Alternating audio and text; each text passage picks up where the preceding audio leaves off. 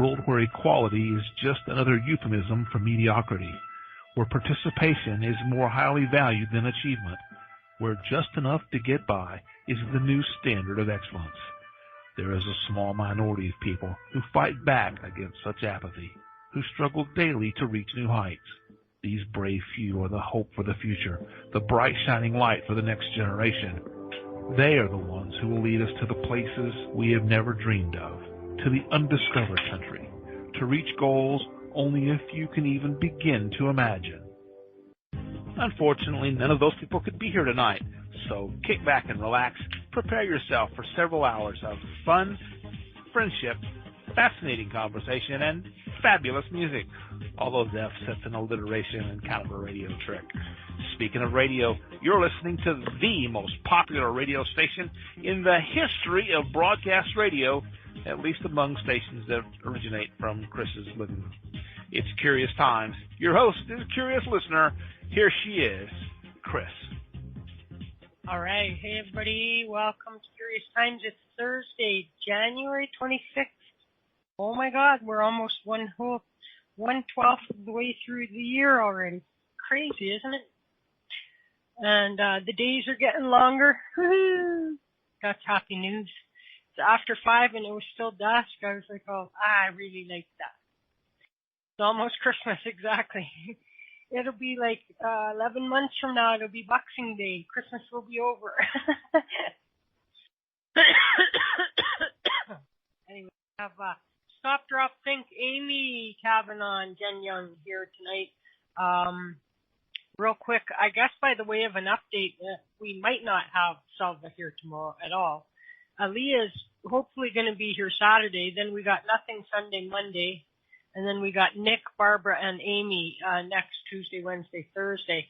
And then that other Friday, Selva's also not available due to wedding. See, people should not get married. I totally disagree with marriages and weddings and everything like that. Seriously, I'm kidding. But so, waiting for some confirmation from Selva if I misread one of her 2 messages to me. And so in which case we may not have a show tomorrow. One of those nights, which I'm thinking Monday night, that we will do dart night. And so that we'll have Alicia over there in Massachusetts with her webcam on her dartboard, and I'll have my webcam on my dartboard, and we'll have a dart game. And maybe 3 dart games, and then we'll talk about it. I don't wanna talk about it, and I'll probably get my ass handed to me. And but maybe we'll play one game of 501, and then one game of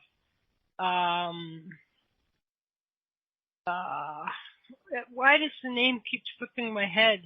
Oh my God! Anyway, the other kind of game, other game. And we'll cutthroat. We call it cutthroat. Cutthroat. Little cutthroat. And I could have a beer. You really do have to have a beer when you're playing darts. And so anyway. Okay, so Jen, of course, is a psychic medium and an activist and environmentalist and so much more than that, healer as well.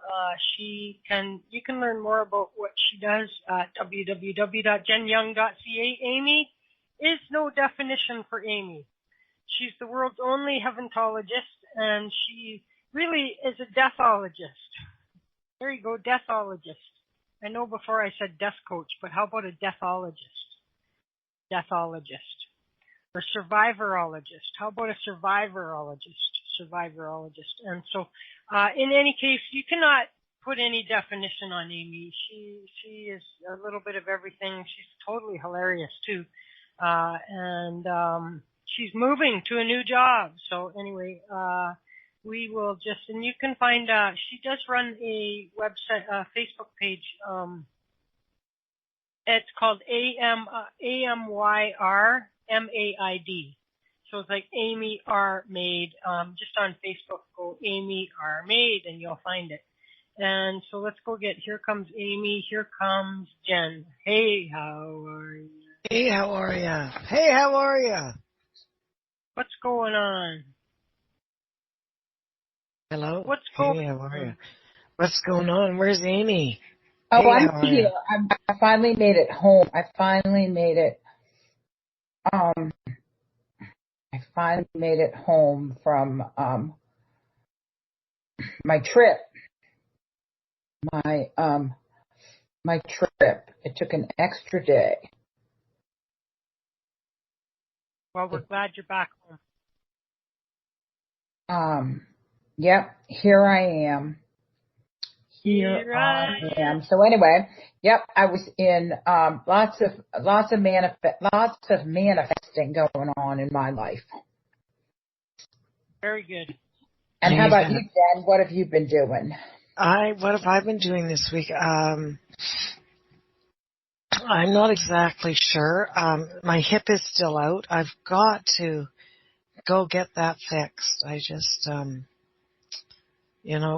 procrastinator thinking, stretching, me and my short little body. Well, stretches will do it, but it's just not doing it. So I'll have to break down and go sit in the office and see the chiropractor. Boo, boo. Although I love her. She's a marvel. She's marvelous. But I'm not sure what I've been doing this week. The week has flown by though. It's just gone crazy and gone by so fast. Doing activist stuff and doing a lot of research. We had the contaminated soil site up by us that I've been working so diligently on and watching, and the Supreme Court. I don't know if it's the BC Court of Appeal or whoever. If I wanted to, I could look it up and spew about it. Anyhow, it's been sent back. There's been a stay, and I should know what I'm talking about. A stay, and so they're not allowed to dump soil in the site anymore, and they're asking for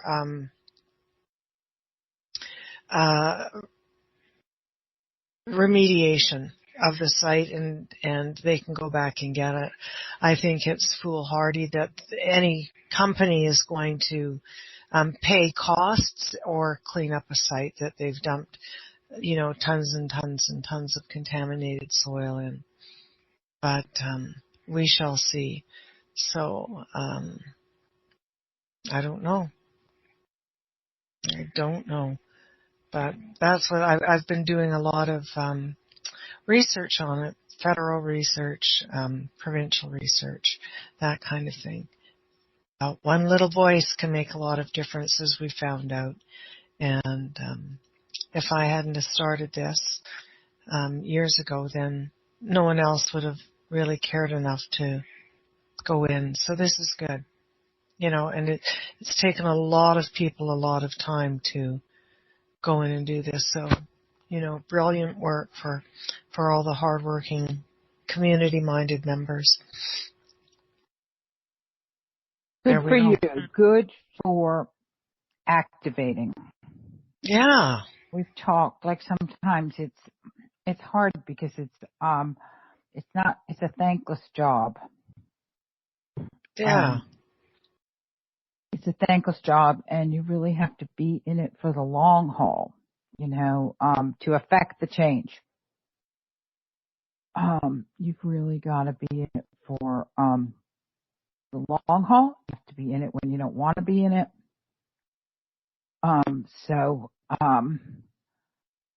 Go Jen-young. Yes, the Supreme Court stays the permit for contaminated soil. And contaminated soil, for those that don't know, is the really ucky-mucky stuff that has the PCBs in it, that nothing will grow on it, that we get all the brownfields from. They're called brownfields because nothing, absolutely nothing, will grow. And if it leaches into our water, then our water is tainted, and without water, we don't have life. So, the Supreme Court justice set aside a decision by the Environmental Appeal Board reinstating the state of permit that allows the holding companies to accept contaminated soil. And they found that the financial relationship between Active Earth Engineering, the company that assessed the site, Cobble Hill Holdings, was concealed from the appeal board. They found that the conflict of interest was inherent in that relationship, was also concealed. So the people that live in our area at the lake say the ruling is vindication. The process was broken, and this is where they're calling on the Ministry of the Environment to step up. And it's an important ruling because if they allow it in this one little tiny spot where we are, which is like 5 minutes from my house, they can allow it anywhere in the province of BC. Right now, and I didn't know this, there's trucks that are driving from Vancouver out to Edmonton to take it to, I know, isn't that brilliant, Chris? Out to your way. Chris's house, because they know that. To Chris's neck of the woods, because they've got proper. Chris doesn't leave her house, so they won't even know it's in her backyard. Well, out to Alberta, because they've got proper remediation sites, right? But they aren't in the watersheds. And guaranteed we need places for this stuff because it can be remediated properly. It can be fixed. There are jobs to be made and done throughout, but it has to be done in the proper manner, in the proper place. And a watershed is not with it, is not in it. So we shall see. It hasn't stopped the trucking, and it hasn't stopped the hauling. And when you're looking at, shipping of $10,000 a truckload, you're looking at an incredible amount of money. And you're seeing that with, any kind of environmental impact, unfortunately. And I'm off my platform. Let's talk about angels and how lucky Amy was this week to meet all her angels. Yeah. The angels are working overtime. The angels are working overtime to affect this monumental move. First of all, I broke my most of the people here already heard all these stories. I broke my laptop, and I went. Something told me to go, not to the place my son told me to go, and I found a laptop on sale, and then the woman at the checkout said, an angel told me to give you 20% off.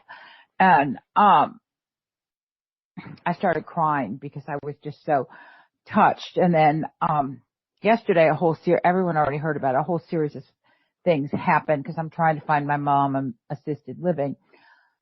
I have a great story about that, the latest installment of that. And there was something wrong with my plane, like they had overbooked part of it. So I decided to stay, not try to make the flight to Chicago just to get stuck in Chicago. And that allowed me to take a phone call where this woman took $2,250 off the rent of the fancy assisted living. So everybody knows my mother and I have our issues.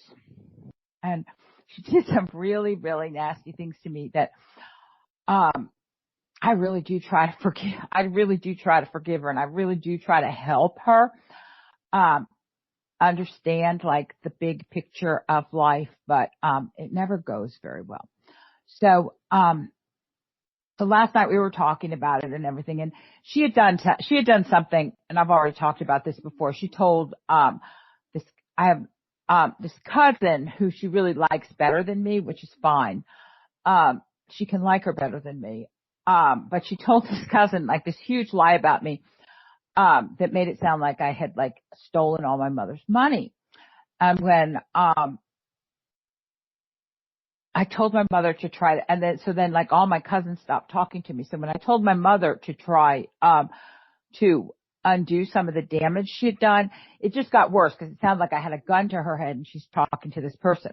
So last night when my mother and I were talking, I said, now you need to be sure that you let my cousin who name will remain nameless, know that after all the horrid things that you have done to me, that Amy, the embezzler, is paying for your assisted living to live in this beautiful place when really you should be in a semi-private room with a big, fat, smelly lady who snores. And she goes, oh, I will. So the angels got involved this morning, and for the first time in 7 years, this has been going on for a good number of years, lo and behold, the cousin who she likes better than me read the story on Facebook and calls my mother. So my mother had to, like, the angels created this opportunity for her to say, you know, I don't know what I did to deserve a daughter like Amy, because she took all this time she didn't have and went and found all these places and negotiated this deal and got me the most beautiful, luxurious assisted living in all of Kentucky, when really I just deserved to be in a semi-private room with a fat, smelly lady who snores. So I said, did you tell her? She said, no, I didn't get a chance.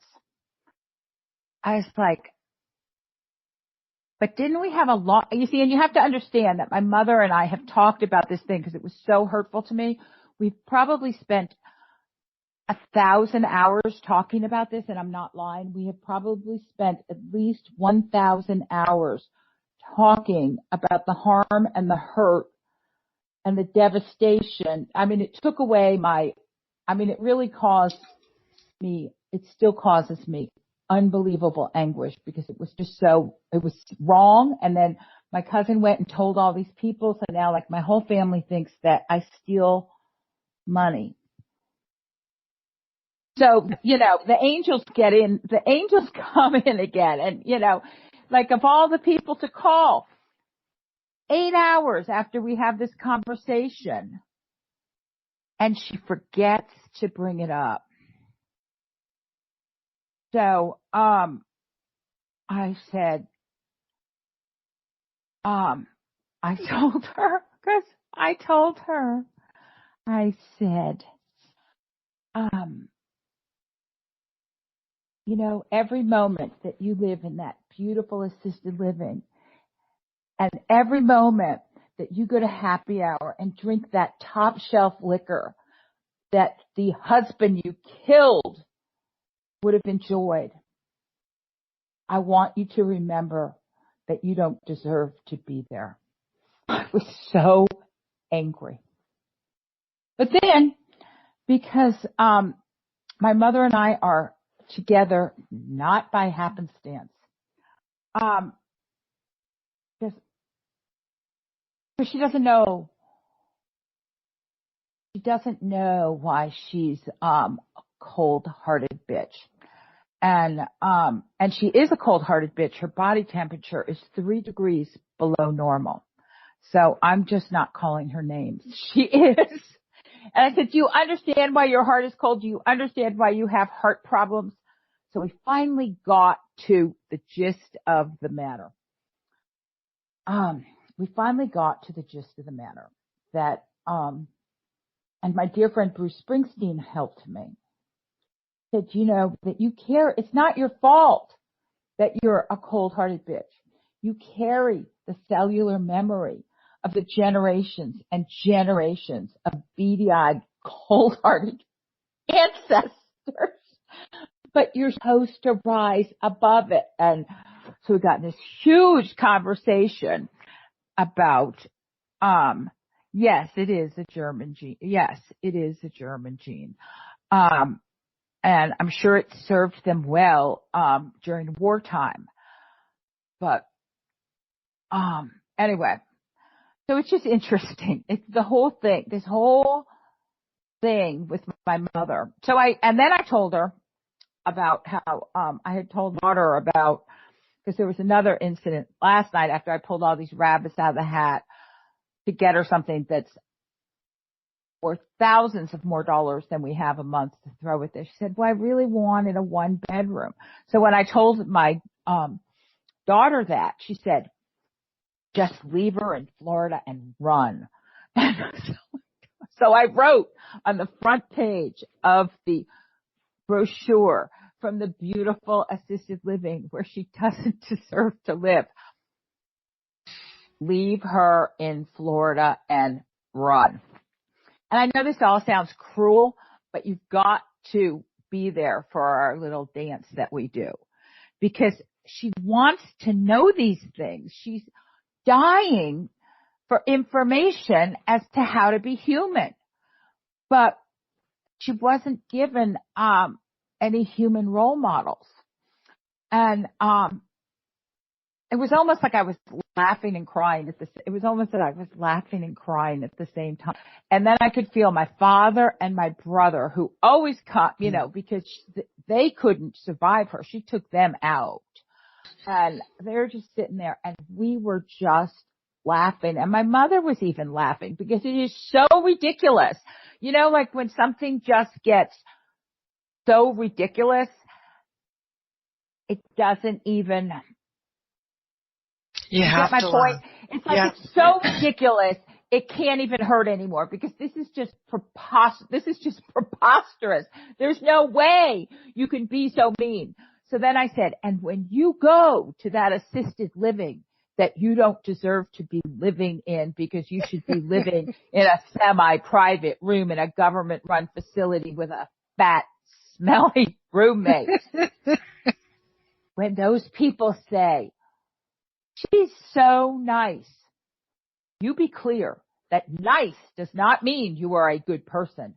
I am a good person, and I am not nice.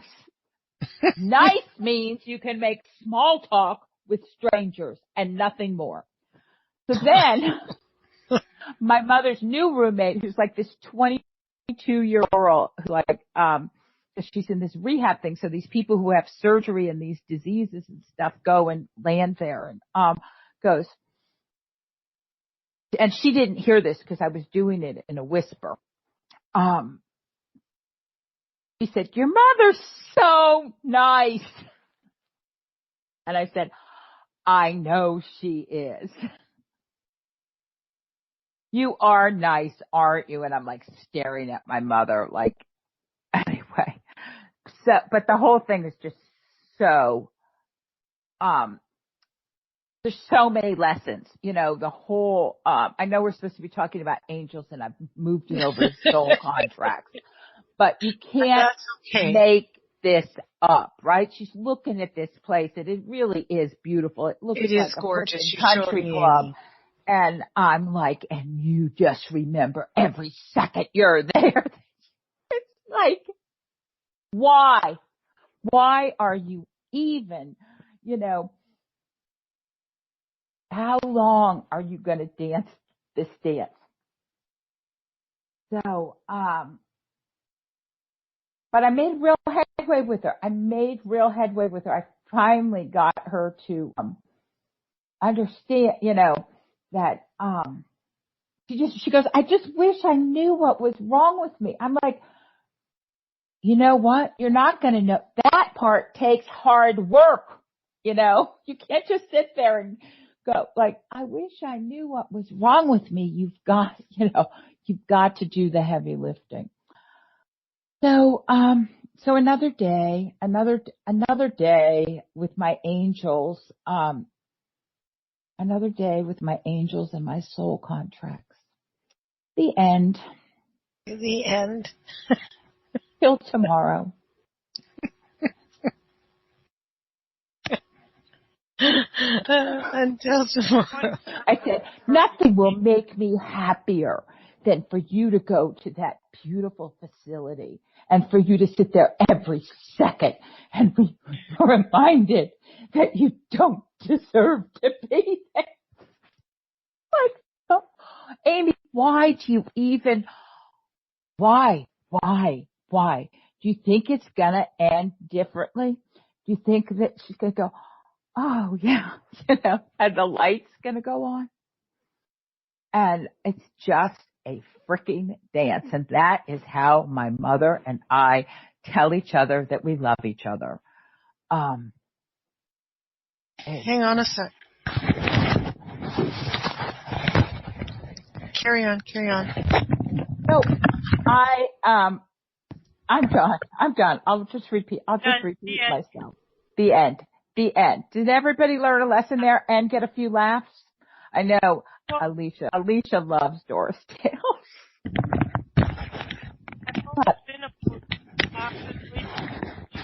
We can't. What? What did you say?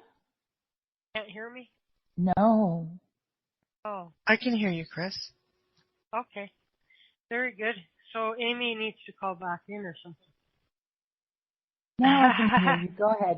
There was just like, I don't know. I think you're having because you're breaking up a little bit here and there. Can you put some music on, do you think, Chris, for a sec, please? Think of this. Okay, I have a new computer. Go ahead, Jen. I'm going to call in. Bye. All right. Okay. All right, everybody's bailed on me, so now I guess I'll just find music. Okay. Let me see what I didn't have. It wasn't song time, so I didn't have a song line, if you know what I'm saying. Let's go with, I started a joke that started the whole world laughing. I want to go with, who have I got here? I have to pay attention to who's here, you know what I mean? Okay, here I am on my phone. Now, but I have to go downstairs. I'm going to play a song. I'm going to play a great picket line song. Okay, here's Amy. Here's Jen. They're back. Hey, how are you? I'm just walking up the stairs. I had to go get a phone charger. Because apparently the angels got me a laptop that doesn't have a good connection. But anyway, so carrying on. So that was a big, long story, but there was, and it sounds so mean, but there was like so much tenderness in it. And there was like so much, so many teachable moments in it. And the main thing was that my mother was really grateful because no one ever taught her how to be human. And it's never too late. No, it is never too late, is it? I think that, we forget that sometimes there is no role models for other people, other individuals, or human beings. And, sometimes we assume or presume that there are that everybody is following. They have a predisposition to know what to do. And sometimes... Yeah, like we came, with all the same software and the same instructions.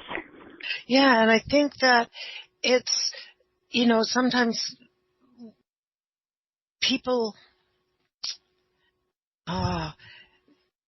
when you're born, or when a human being, an individual is born, sometimes it could be for the very first time.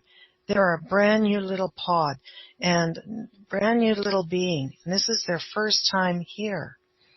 And maybe we don't know that, and they're looking at this world, everything in a brand new way. And they haven't been here before. I don't know what you guys feel about that. And I find it rather interesting to look at the small people and the little ones that come in and see how different the little people. I worked with a little person, so I know that's not a correct term. The babies and see who's an old soul. The newcomers. Yeah. See who's Now, here's the good question, right? Because, how we talk about how energy never dies, so your soul never dies, blah, blah, blah. Okay? We agree with that? Yeah. Okay. So now, And then if you go back to caveman days or whatever, we can only assume that there wasn't nearly the population that there is now, right? Would we agree with that?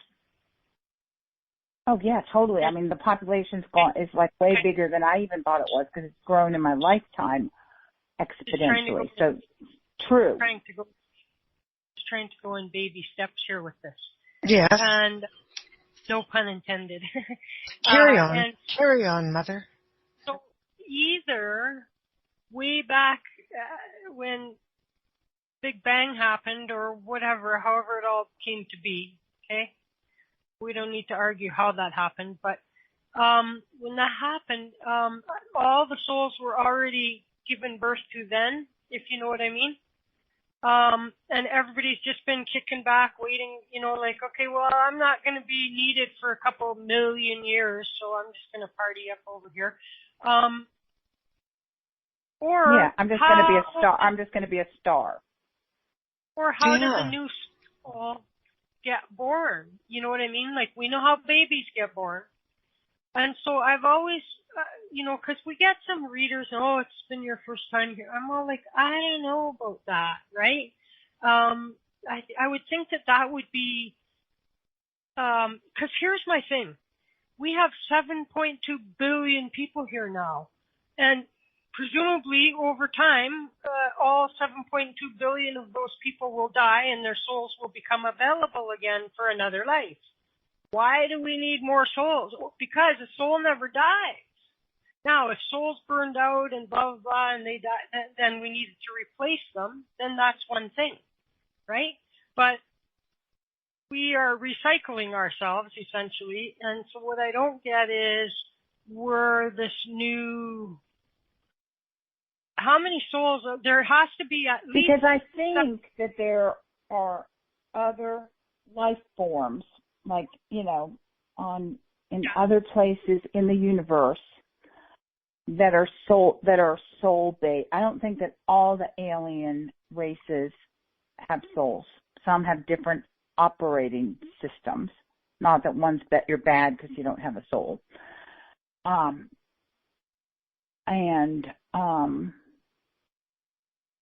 They're just on other planets, or they're busy being stars, or they're other energetic things. Okay, I'll buy that. That like somebody hasn't lived a life on Earth, maybe, and so it's their first time here, but they had 100 lifetimes, as some other alternate life form. But yeah, I don't know. Whenever I hear, I just don't think that there can be too many coming that haven't lived before. And I would count, okay, Earth might be different. I'll give you that. But we're probably a little bit, maybe if they're struggling here, it's because we're so caveman-like compared to some of the other, I kind of think we're the cavemen. Or maybe in their other lives, like in their earlier lives, they were too busy, picking cotton or whatever people, when people used to have to do, if my mother and I had to tend the fields, we wouldn't be having time to have this ridiculous conversation that we have over and over and over and over again, like Groundhog Day, because we would be, we would be toiling. But now that we don't toil for a living, but there's a lot. Let's talk about that. The people that have been in working, working so hard at whatever they've been working at. There's still a lot of soul growth that happens with that. Oh, right. There's still more souls. I missed the whole point. I went on to some other tangent. There's soul growth. I'm talking about soul growth. And so during those experiences of working in those kinds of, in all of those different areas like that, there's a lot of growth that's happening there too, right? And so... Well, there was times of great physical evolution as well. So maybe you can't grow your soul and lose your tail all at the same time. The concept of new soul, old soul. You know what I mean? I would be willing to say that maybe there's some lazier souls that don't, like maybe some of us just keep coming back for more punishment. You know what I mean? So we live more, like we take less time off between our lives, if you will. And so when I think of an old soul versus a new soul, or whatever terminology, is like more like I have more, a more experience, how many lifetimes, like more experience than, but as to first, I don't know. You know what I mean? I don't know. So you don't think there'd be any fresh souls out there? How's that? A fresh soul. Yeah. Fresh There'd be soul. nothing Like fresh soul. Like a virgin soul. Yeah. No, seriously. Yeah. Why wouldn't there? Yeah. And why not? Because it does not make sense. If you look at it, it does not make sense to me. Because I get the old souls. I get that we've been here and, how we grow and our soul contracts. And then I think there has to be freshness somewhere. A brand new, little fresh. All I'm asking is, where did that come from? Who knows? Well, some people say, I have heard people in these rooms refer to themselves as earth angels, which was some sort of mumbo jumbo for being a fresh soul, because I don't think angels are a soul-based life form. All I'm asking, the real question is, because if, like, I'm to believe that souls and everything that's came to be when the creation happened, however that happened, whether it was a Big Bang or God did something or both. I say the Creator created the Big Bang and the rest became science. You know what I mean? And it's all I'm saying is, because population is growing exponentially, like, is it to say that for billions of years there's been billions of souls just doing nothing?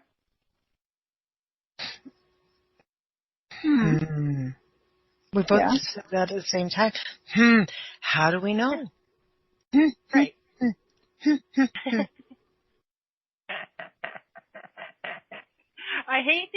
I like these conversations, but I hate them because no matter what, none of us really know anything. Well, we will know. Stop us from talking with great I know authority. we will know once we get up there again, right? We know, I know there's something greater out there, an absolute knowing that I came here with. An absolute knowing that not all the time though, darling. Not all the time though. But, when there's an absolute knowing that there's something greater and something more beautiful, it doesn't mean that we're, gonna, skate up to the end of the driveway and do the snow wash with the ice skates, to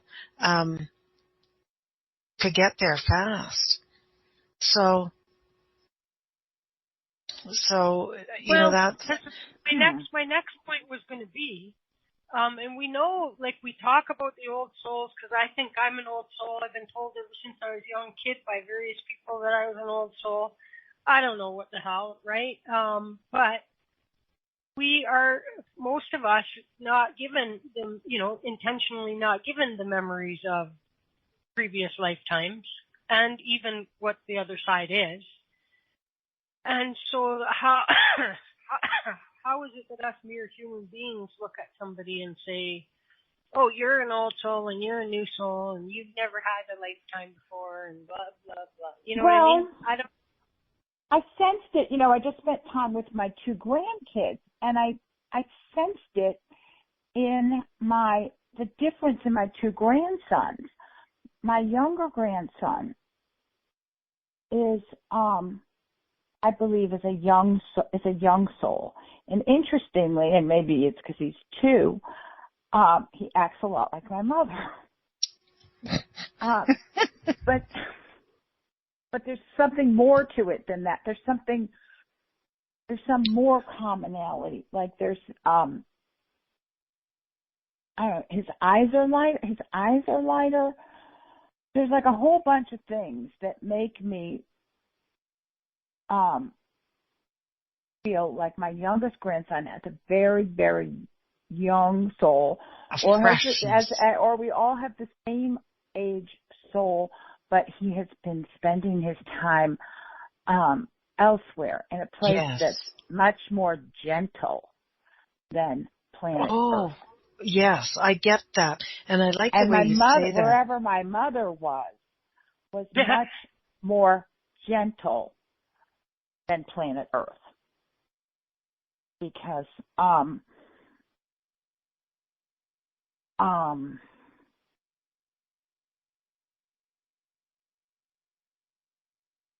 hence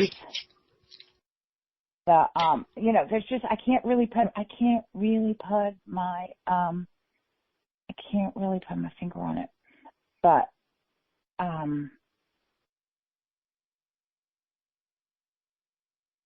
there's definitely, it's because I spent a lot of time when I was over the past couple of days with my 2 grandsons, kind of observing how they were totally different people. Like, I believe, like, my older grandson, Liam, he seems like he was like soul number 1. He's like the oldest soul. Like, he's even told me that he's older than me, and like recounts all these past lives for me, some of which were like a really long time ago. And he knows so much, like he knows too much. And he's already weary, He rolls his eyes a lot, and 7-year-olds aren't supposed to roll their eyes, 60-year-olds like myself can roll their eyes at the,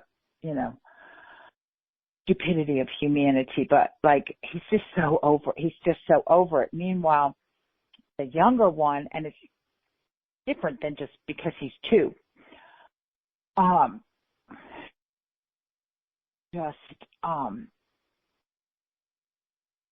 seems like he was in a gentler. So let's just say that perhaps all the souls are exactly the same age. They were all created at the exact same time that all the stars were made, or whatever, and they've just been spending their time elsewhere.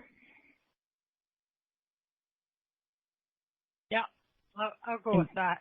In gentle places where you don't have this, the stuff that humans have to do.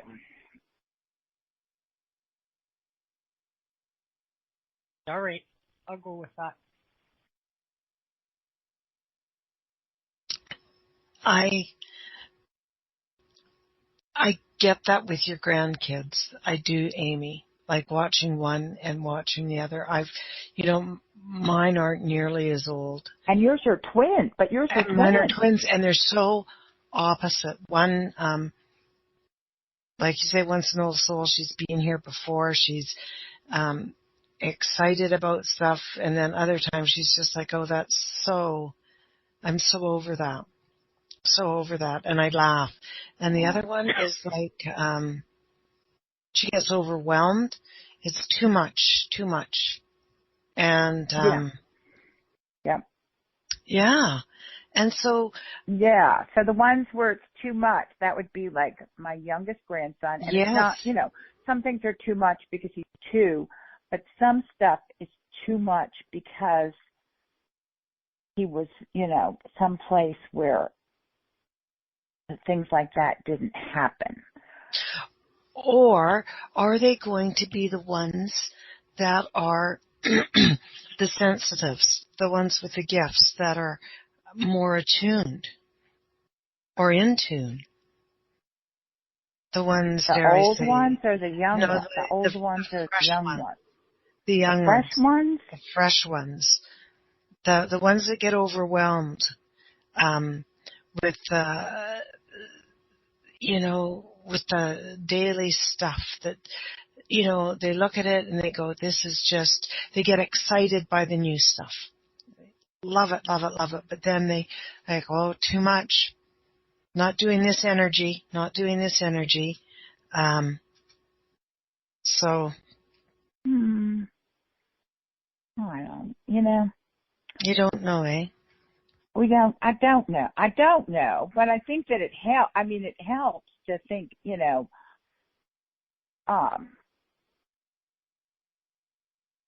be able to have, like I've got, what am I trying to say? I've got compassion for the 2-year-old's naivety. But then when I meet people who are, grown-ups with that same naivety, it makes me bonkers. Impatient, yeah. And it comes off as really selfish. But how could you be anything but selfish if you hadn't had a lot of times down here on Earth doing this this human thing? You know what I mean? If you were in like this little gentle place where maybe there's places where it is all about you. Like if you were a star, right? It is all about you. You don't have to worry about other stars, or you're just a star. And everybody's looking up at you. And everyone's looking up at you. And, and there's other stars, but that doesn't impact your stardom.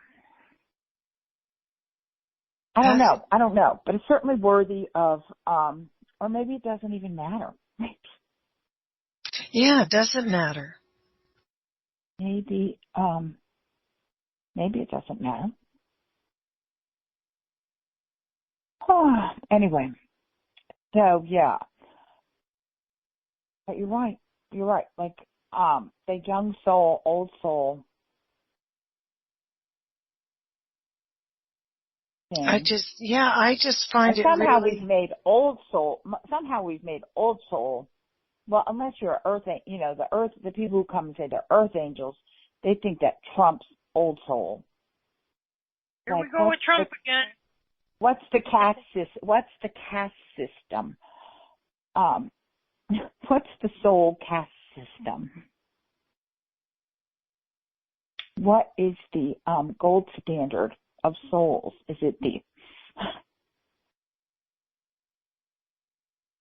the old soul that knows so much that we can't even be, we can't even be, whatever,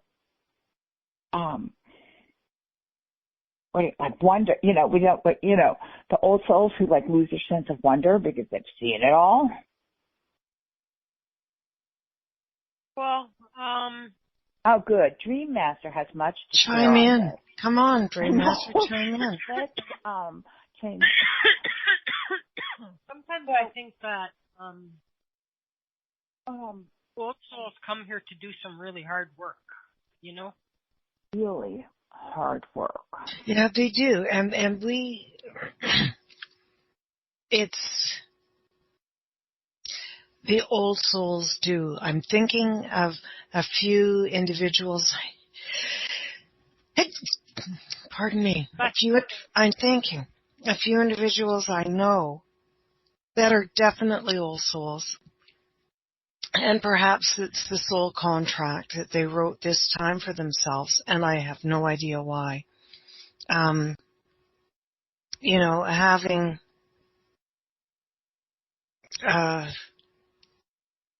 Having to outlive your children is not something that I don't think anyone wants to do. And yet this woman has outlived 4 of her children, and her husband, her partner. And, every day she gets up and puts one foot in front of the other, and, every day is a good day. Some days are gooder, though. And I kind of laugh at that, and I look, and I think, how much do we sign on for? And how much,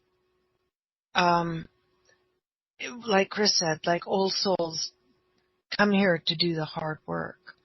How much you should come here. Sometimes by that I mean that we're, see, I just said we're, I don't know why I said we're, but, the old soul, sometimes that means being not a very nice person, or be not, taking on the hard job. Nice, remember. Yes, nice is easy.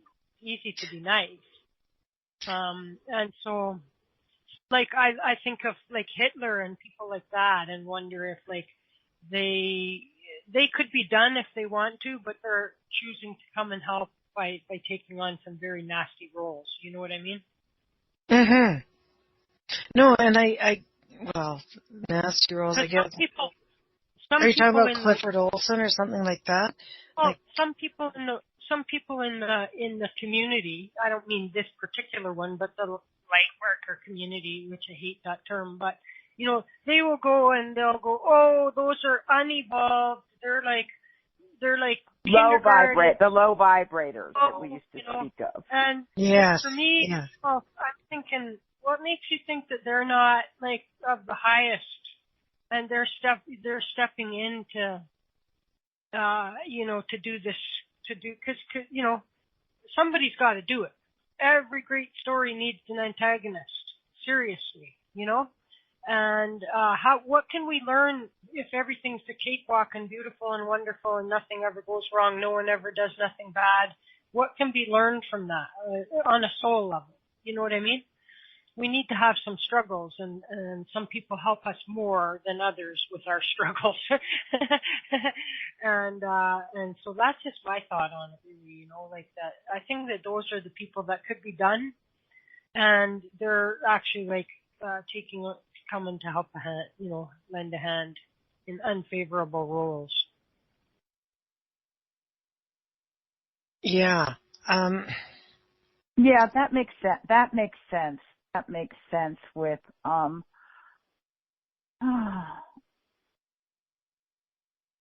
we are here to grow with how I feel. That makes sense with how I feel, and it makes sense with some of the things that I've been told.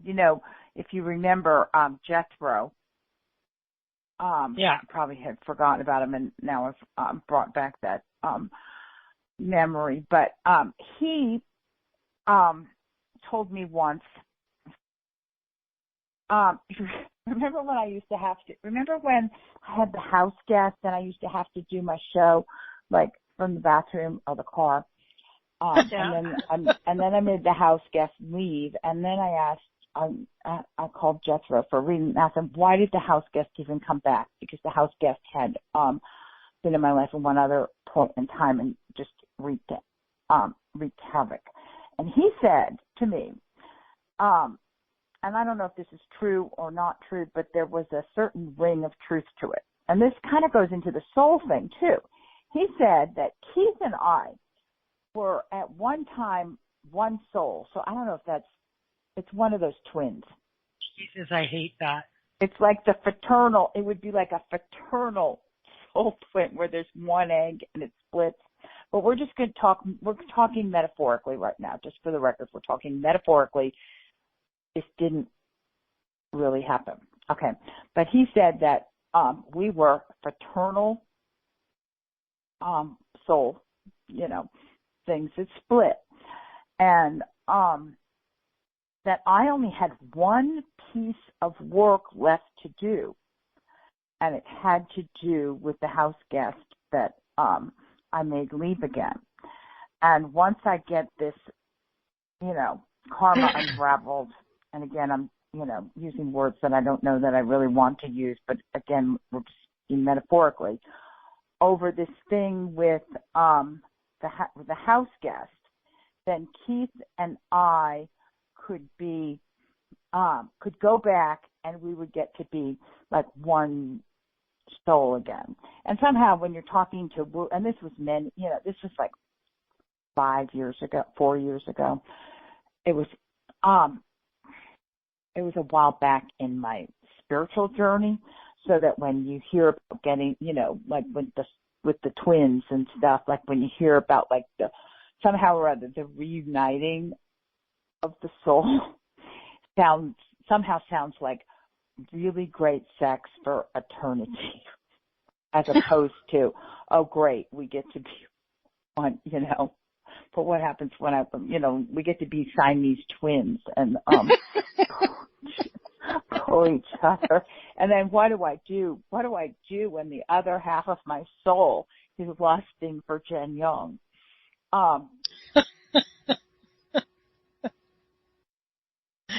But Keith, you're so funny. But there was supposed to be some wisdom in there that many of us, where the stuff is like, how did this happen to me, or how did this happen to me again, is stuff that we just haven't gotten right yet. So the lessons get substantially, it's like, okay, they didn't get it that way. Let's do it right between the eye. Okay, they didn't get it, the lessons are almost like screaming at you. They have to scream to get your attention. So, anyway, so what are we going to talk about now that we talked about? We were supposed to be talking about angels, and well, I think angels come in many shapes and forms, and there can be everyday angels. There can be people there can be.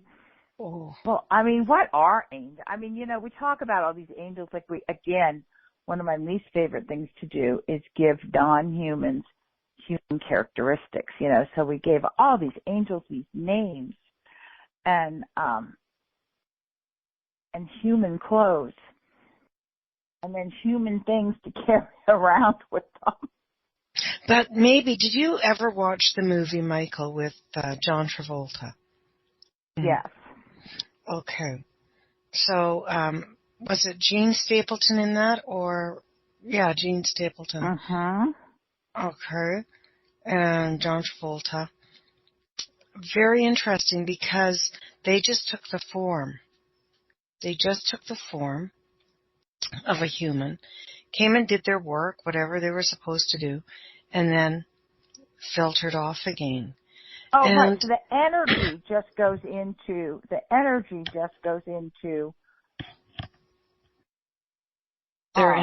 goes into whatever the angel, to get the job done. To get the job done. Like the cashier at Office Supply, Office Depot, right?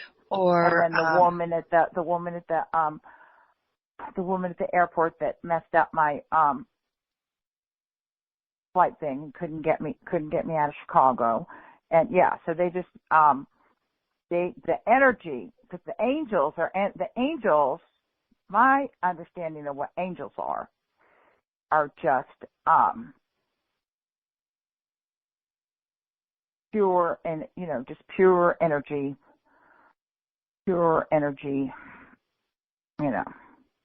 like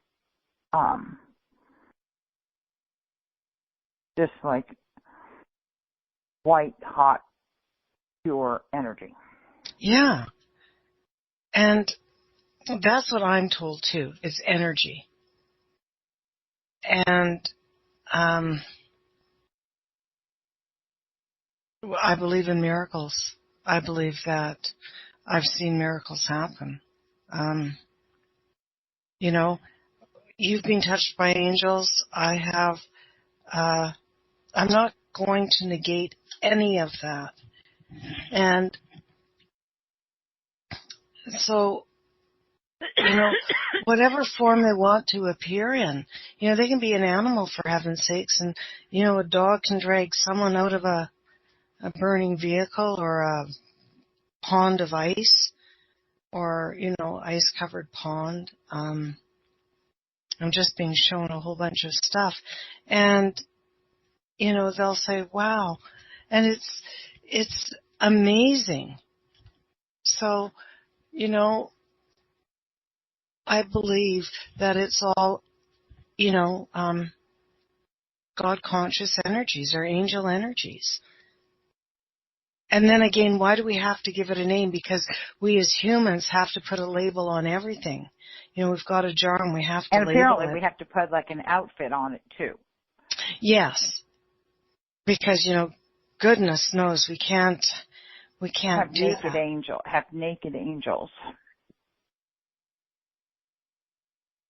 No, I guess not. I don't know though. I think if we see energies, we see the energies. And well, I'm doing a Google search of images for angels. And let's see. Well,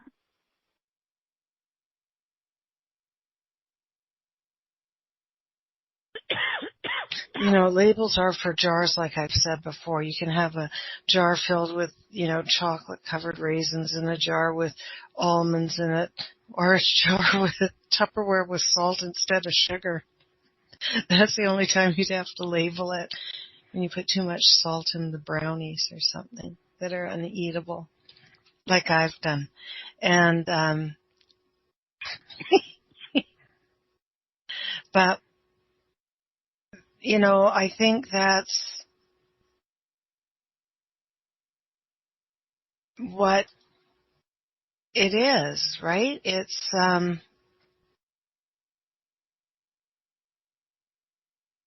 energies. but why do people call dead people angels? I hate that too. Because it's an adjective. They're using an adjective. Hey, sometimes they call live people angels too.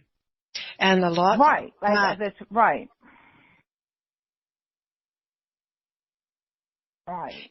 Yes, and that's what I was saying, is that the energies, right? I mean, you look at one fellow I know for sure. He says he knows he's an angel. He knows he's an earth angel. He knows he was put here to make a lot of money so he could help others with it. And he does. He's Do you think he's an earth angel? Yes, I do. Does he have any physical characteristics that would give rise to the fact, would give you evidence that he was an angel? What do you mean by physical evidence? Like, does he have blonde hair or really clear? Why would it be blonde? Why would the hair have to be blonde? Bible told you so? My angels. I don't know. I'm just thinking when I think of angels, which would go back to, you would presume that an earth, like we were talking about before, and this person that I know that says that they're an earth angel,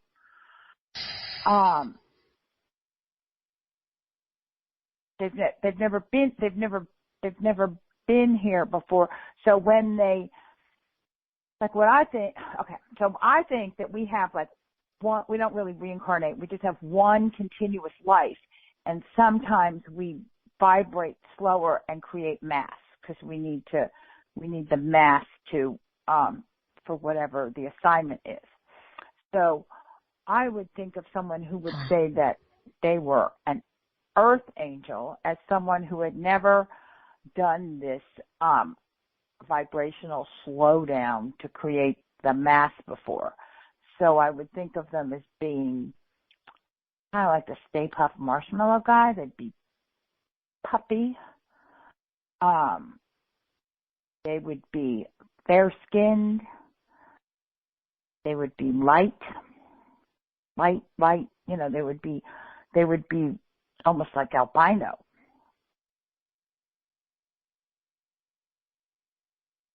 No, can't say that's. I'm trying to find a picture. See, so I'm stereotyping. I'm being racist about my angels. Yes. But it makes sense. I'm not saying white, like white is better. I'm saying that it just seems that they would be like more, because. Listen, okay, here, if I'm going to think about it, there's many times where miracles are happening. There's somebody, sometimes they capture it on film, like there's somebody and poof, they're gone. And, so there could be speculation that,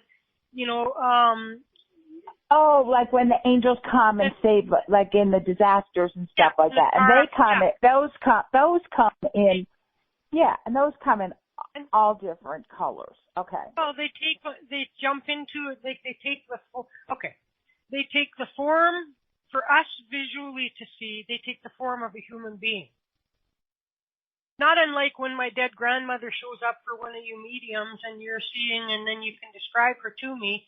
At this point in time, on the other side, she doesn't look like that. That's only one of her little lifetimes. But for the purpose of identification, she's appearing in that image to the medium to bring to me. Okay? And so that, like, when I want to think about an earth angel, then that's what I think about is, when there's an extraordinary circumstance that comes up and for all that we know that the people or person being saved, there's a reason why, because those people need to move on to finish their contracts. You know what I mean? And whatever it is.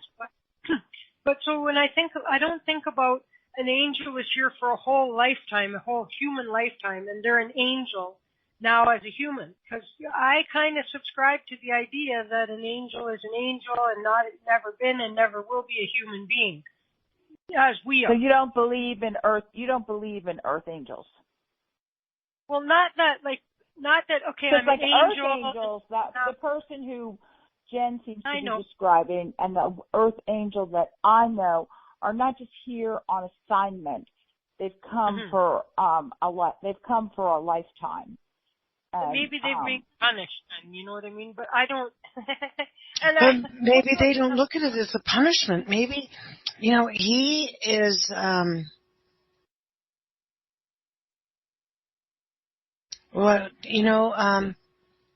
He really believes what he says, and again, sometimes we all get lost in the terminology. You know what I mean? It's sort of like these walk-ins. Right, but if we didn't get lost if we didn't have terminology, how would we have radio?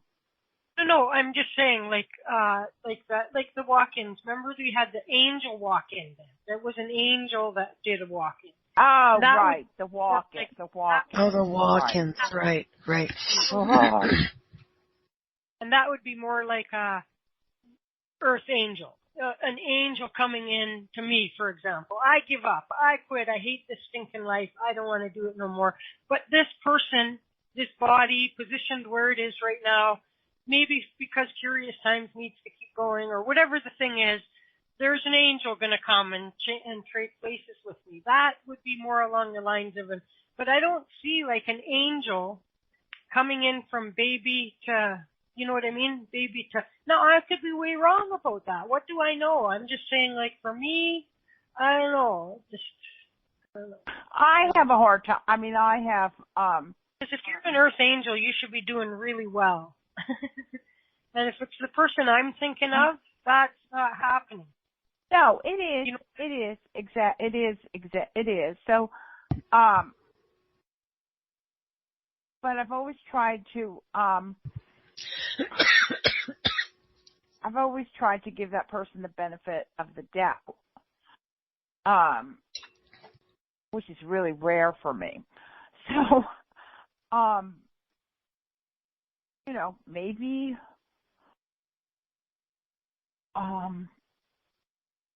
maybe yes, and maybe no, and maybe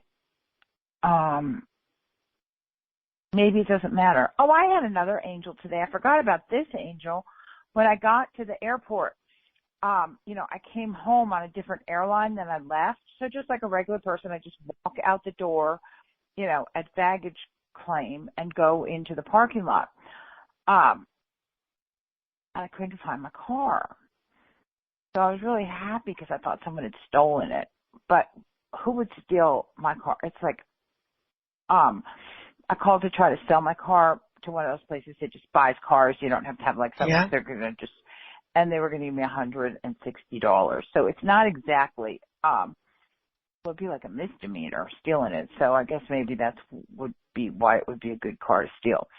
And I walked the parking lot for like 3, and but then this guy came and he put me in his car and drove me all around the airport until I found my car. And this whole process took, it wasn't 3 hours with him. It was like an hour with him and 2 hours on foot.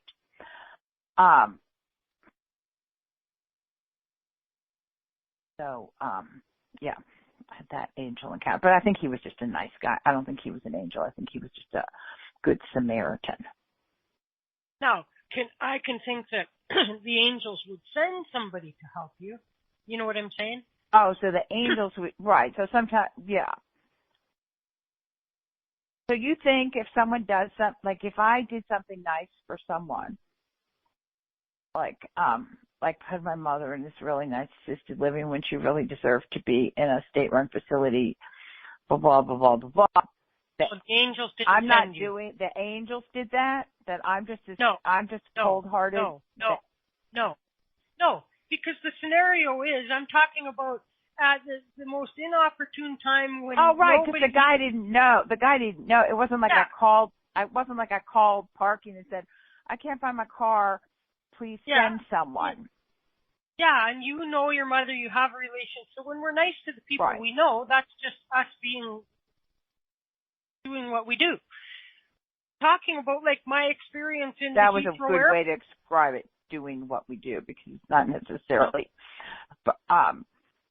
with purest of intentions. When things happened in such a way for me in the Heathrow Airport, this was I was being guided or whatever. I was being guided at that point. In other words, I was given like some kind of an internal, what do you guys call it? GPS or something to find space that I shouldn't have been able to find in a time frame that I never should have been able to. So I think time changed also. And it was just a miracle that I got on that plane. And, like that's what I mean is like when you're, has there ever been a time, right, where like you just had and whatnot, like somebody just shows up out of the clear blue, like there's right at that precise moment when you desperately are in need of something, some help or something, Yes. Yes. Right. Not, and it's just some stranger. Yeah, divine information, intervention. Yes. Yeah. Divine intervention. And it's true. So, but, that's happened to me. Oh, I don't know how many times. Okay. And there's divine intervention. There's,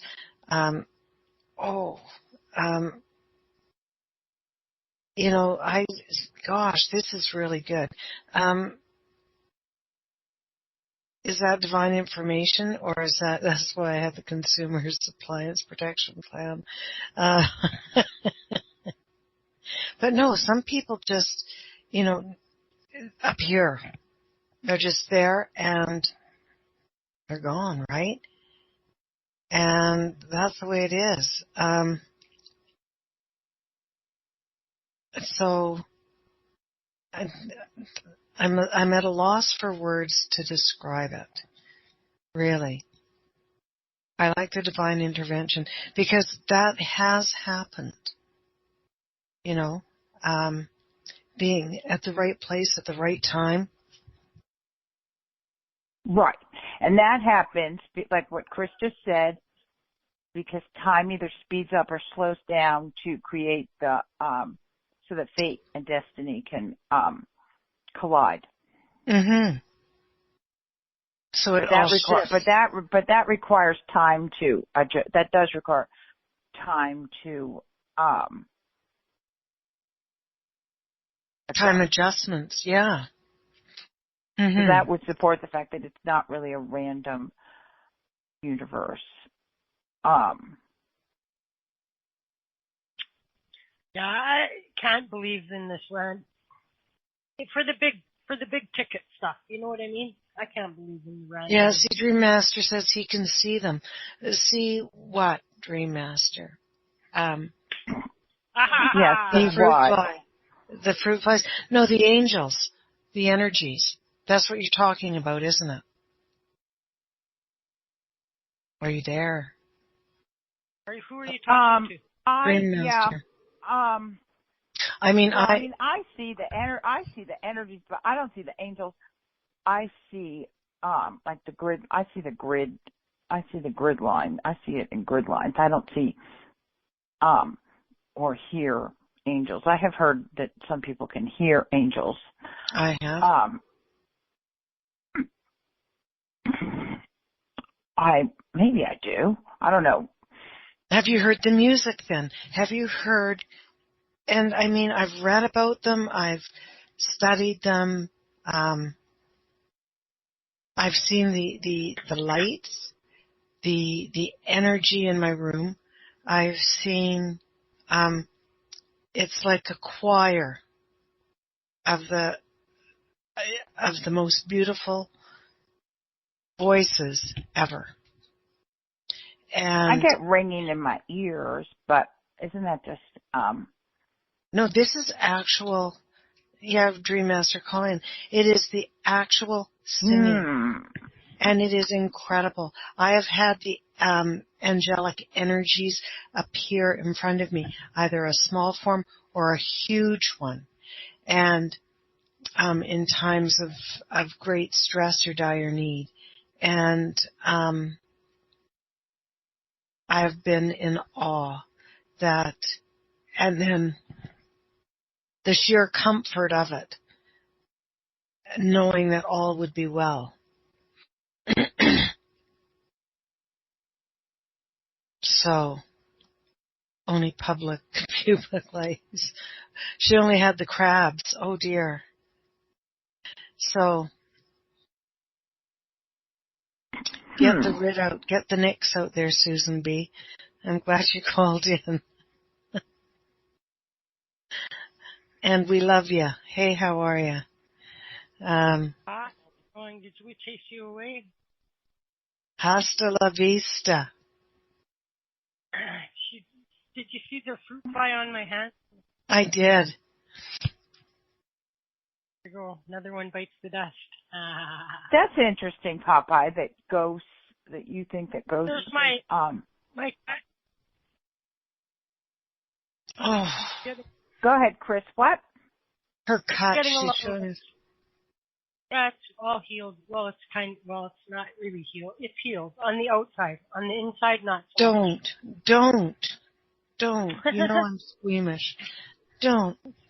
You made me look at your whole face. Remember when you had your when I fell down the mountain and I broke my shoulder. Yeah, and you had a chunk. I still have the scar on my head, the little star scar. Maybe I'm an angel. I've got a star scar. I'm a star child. Harry Potter. That's like Harry Potter. Oh, I've got the new Harry Potter glasses too. Oh. Yeah. So few of them were actually angels, and you mistook them for ghosts. All I know is that I've seen angels. I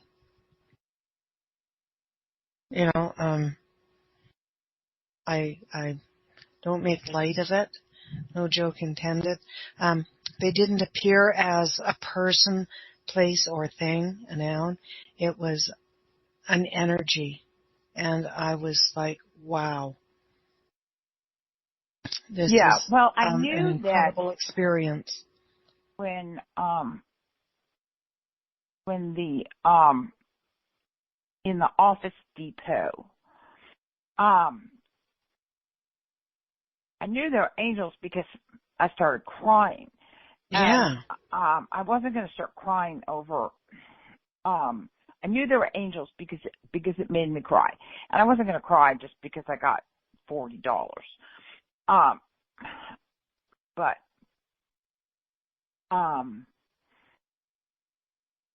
you felt the intensity of it. You can feel right. Yeah. It's everything that goes with it. It's the energies, it's the intensity of it. And I don't know how else to explain it. You know, So what should you do when you're in the presence of angels? I don't know. I was just me. What should you do? I think just be yourself. Is there any right, wrong, or indifferent way to be? Be yourself. I think that there's angel etiquette. Let's see if we can find any. Angel etiquette.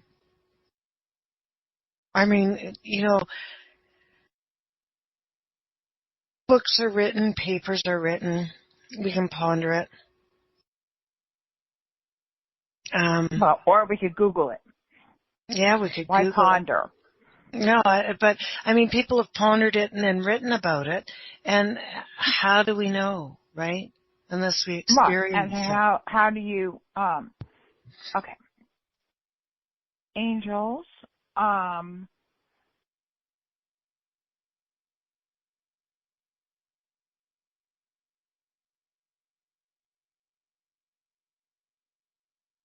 okay, this is just the first thing that came up, and it doesn't really answer the question, but it says you'll see sparkles or flashes of light. Seeing angels is actually more common than you may think, but the way angels appear visually is generally as flashes of light or sparkle, which you see in your peripheral vision. Yeah. Or else. You see stars. You know how like they go when you see stars or something like that? Right. Yeah, exactly. Exactly. My vision goes crazy on and then you may feel angels that you would feel a change in the air you would feel a change in the air pressure.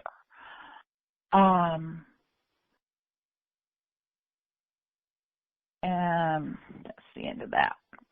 But I can't find anything about angel etiquette. Do you thank angels? Do you thank angels, or I do. angels are angels like our, you know? I don't thank the air. Even if they're just doing their job, like when a right, like are you supposed to thank someone for doing their job? Yes. Like just of course you thank them. Of course you do. When a server comes to bring your meal, even though you're going to tip them on top of it, generally most of us people that have any kind of manners say thank you. Right? It's just common courtesy. Oh, right, because they're providing a service. They're providing a. But it's more than that. It's like a moral standard or something. Do you know what I mean? It's like a to thank angels or to thank anything. It's a ticker inside you. I don't know how to explain it. It's just an ethic. Does that make sense? Ethic? I guess. Like I thank my dead. I thank my dead people, but I don't really thank angels because I just think angels are just like I don't thank my electricity, or I don't thank my cable. I just pay. Well, I think the dead. I think the spirit guides. I think are they the same?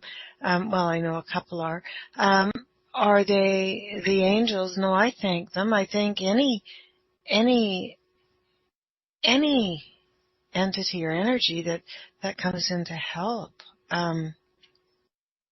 or assist. You know, what's our number, Chris? Someone can't call in. And they can just scroll to the top of the chat page to see it, or go to my Facebook page. Yeah, it's freely available. So, Where's Okay. Heath? Heath and Diane. Maybe Heath was an angel because Heath is gone. Heath. He's gone. Did we ever see Heath? Do you think Heath was real?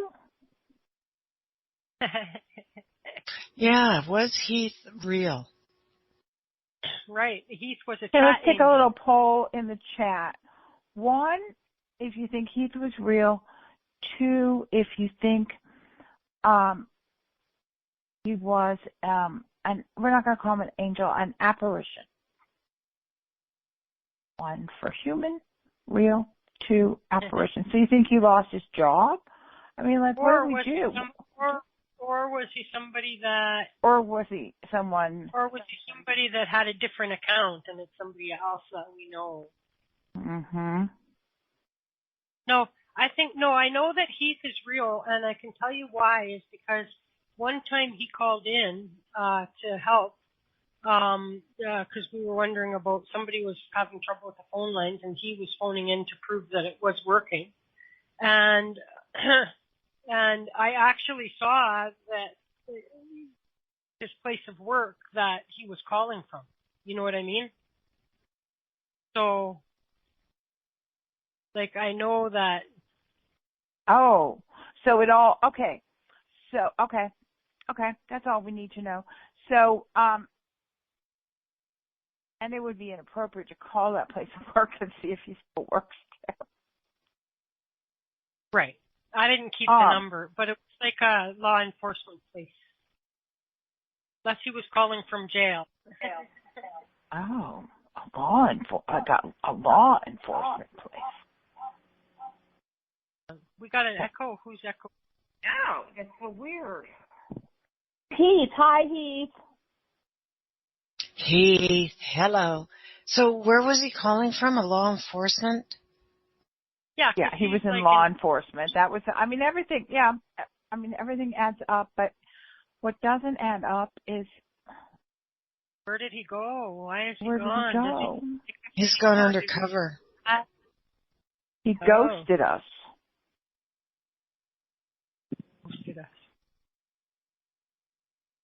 Oh, golly. So does anyone need a reading? It's 11:36. Yeah, 11:36. Is this Jen? My angel number. This is Jen and Amy and Chris. Yeah, this is Dennis, yeah. Oh, hi, Dennis. How you doing, ladies? Hey, how are you? We're good. Great. Thank you. Good, thanks. You triggered me, so I thought I'd call in regards to angels. And again, thank you for taking my call. And yeah, when we speak on angels, like for me, this is just personal note. And I tried to figure it out a long time ago because I tried to figure how come I'm these synchronicities and stuff, and why these things are happening. Like 11:11. You see all these numbers. You're looking for a parking spot and it's available, or you thought you were going to get T-boned and it didn't happen, or you did get T-boned but you didn't break your neck, or with this, that, and the other thing, and blah. And it's angels, in my opinion, right? Again, this is just me. Is where that angels comes from Christianity, no? And the way I look at it is where that is because we phase through dimensions, right? We are multidimensional beings, and it's where that we can phase into the higher dimensions, fifth and beyond. The higher dimensional entities, call them angels, can phase back here to physicality, and so where that they see us, right? Because in their existence in the higher dimensions, there is no time, so they can perceive. And so that's when they come down, right? And they'll interject, or divine intervention, right? And they'll poof, right? And then some, some will hang around. some will come here and live, right? Covertly, like undercover. And, again, they're higher dimensional energies, right? Holding a physical form, because, we were that before we held this physical vessel, right? And we continue to be that after. And so we're that, when we multi-phase through dimensions, this is where divine intervention comes in, right? Because, it took me a while to understand this, because I didn't, I was trying to figure this out, and this is the only conclusion I can come to, because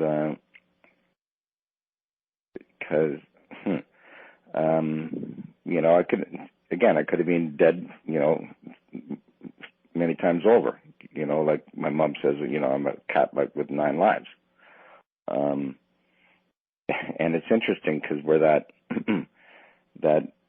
apparently I'm here to serve a purpose. Otherwise I wouldn't be here no more. And I'm getting to know what that purpose is, right? Well, actually I'm pretty well on it now. And that's what I got to say on that is I just got to give thanks and gratitude and appreciation for the quote unquote unseen angels. But yeah, I've spotted them many, many times, and they've helped me many, many times. And yeah, I think it's awesomeness. Anyway, that's my story. I can go further, but no, that's great. I think that's happened to a few of us, where there's been intervention, where we've been guided or saved, and we're here for a greater purpose. Mm-hmm. Maybe we don't know what it is. Maybe some of us are shown and absolutely know what it is, and the validation we get is huge. Mm-hmm. So, I'm glad that you phoned in and let us know that. Thank you. Well, thank you, Amy. And yeah, it's this is when, and people mention this all the time, is if something happens during the day, like if I lose something and I'm looking for it and I'm all out of options, and then all of a sudden it's there, I'll leave it and come back and it's there, and it's like all I do is thank you, thank you, thank you.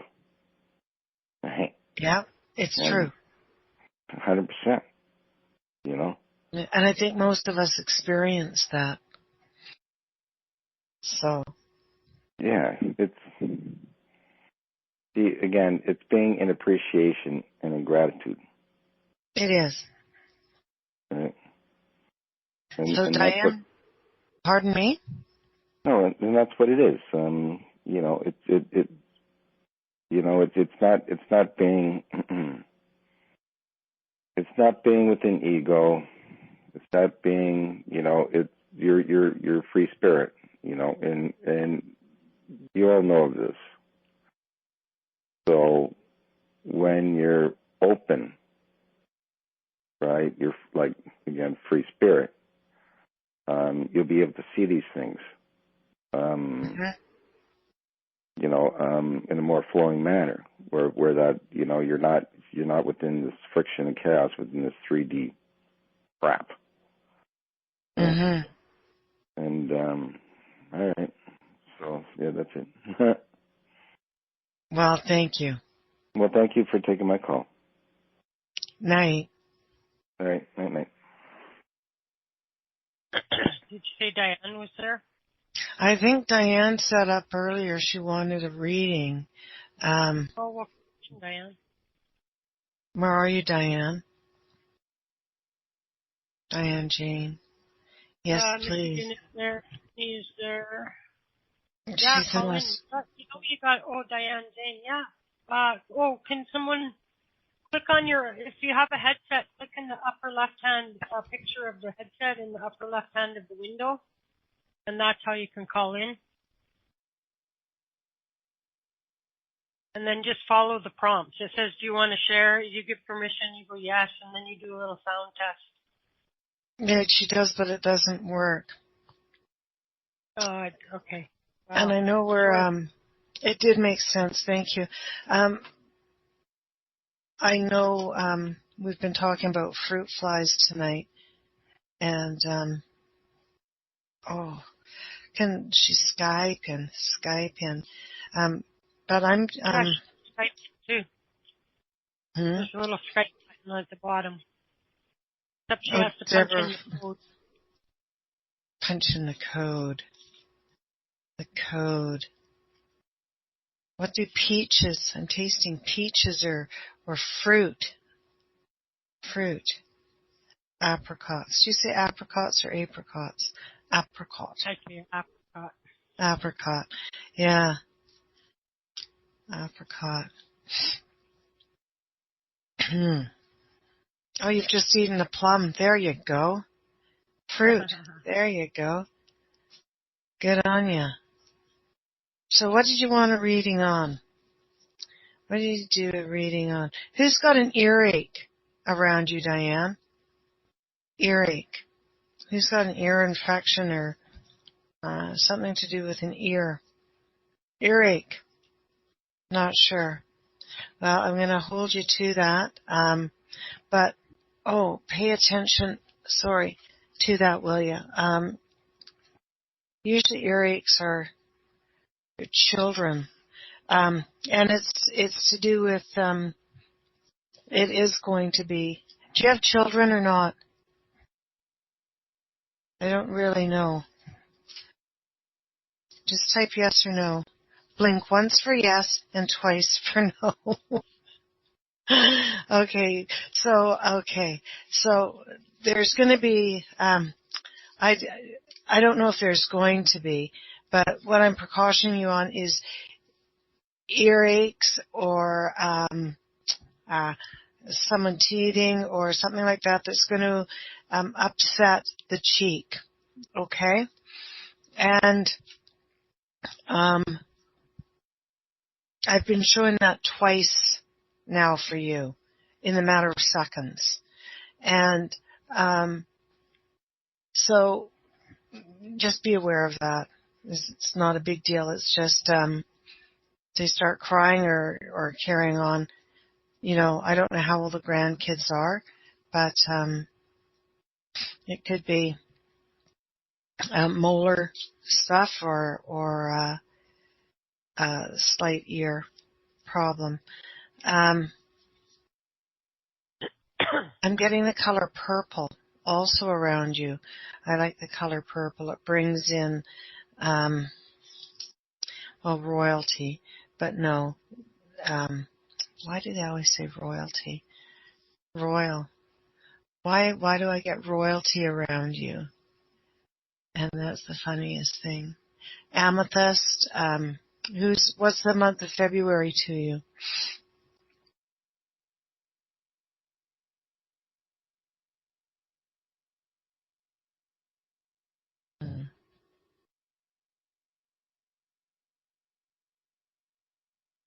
I'm just,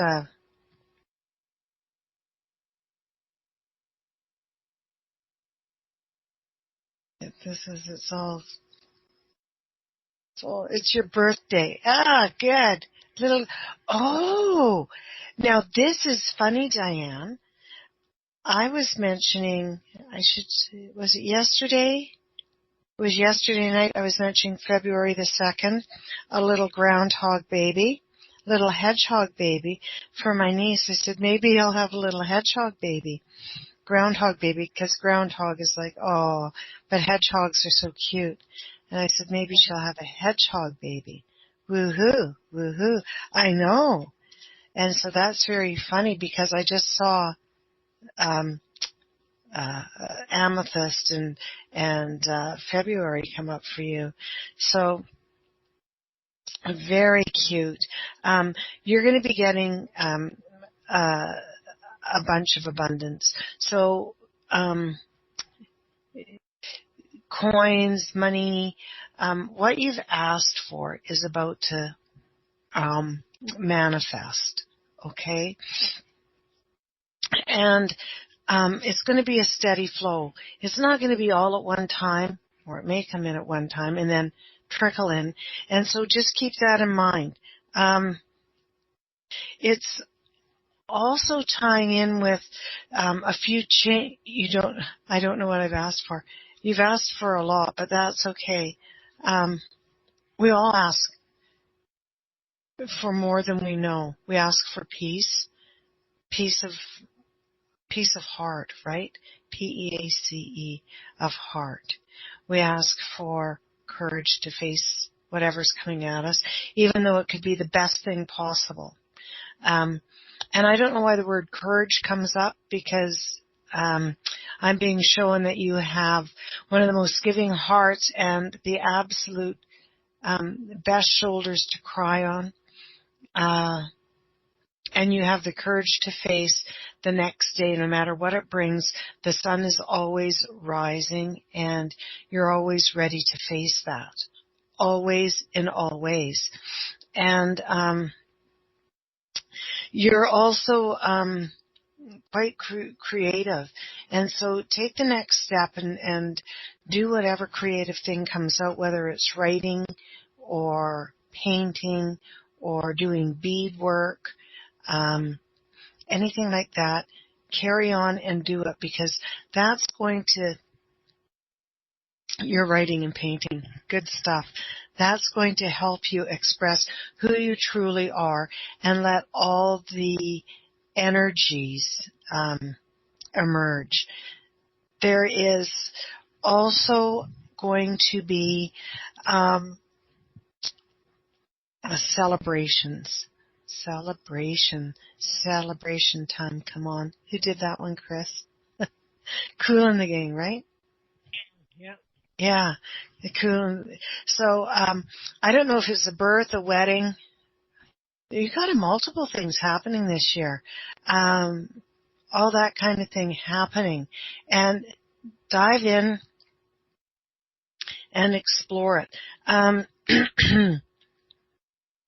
It's going to be magical. It's going to be wonderful.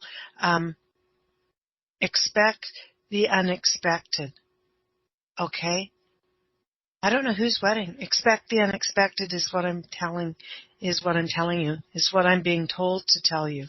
Expect the unexpected. And there's again, I'm being shown lots of green for you. Lots of green. So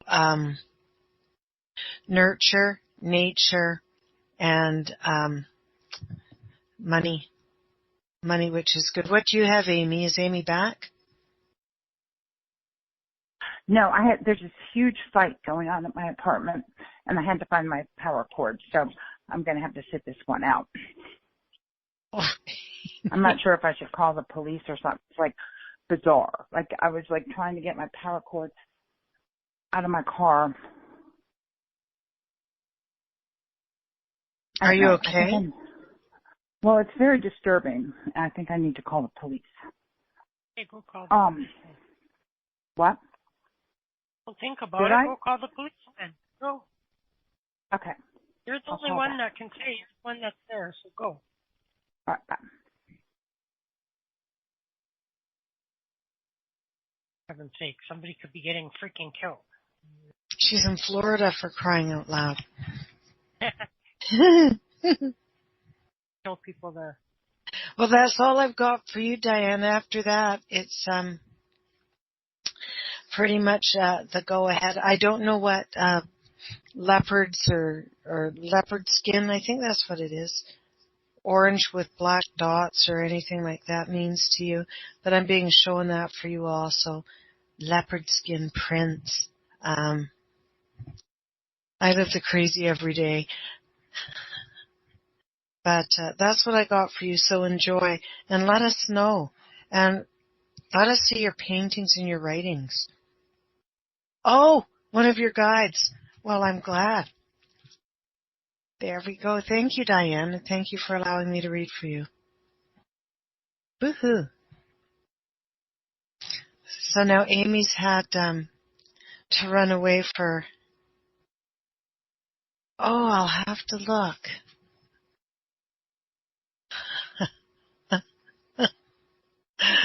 I didn't realize that was you, Diane. Oh, isn't that incredible?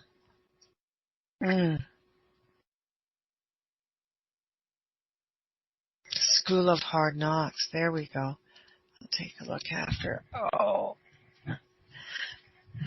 I need my son who does massage.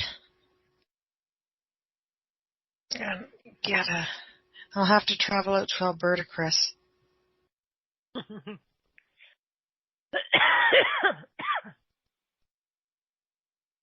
So, and now the end is near, and it's time to draw the final curtain. Didn't you love that? No, I did not love that.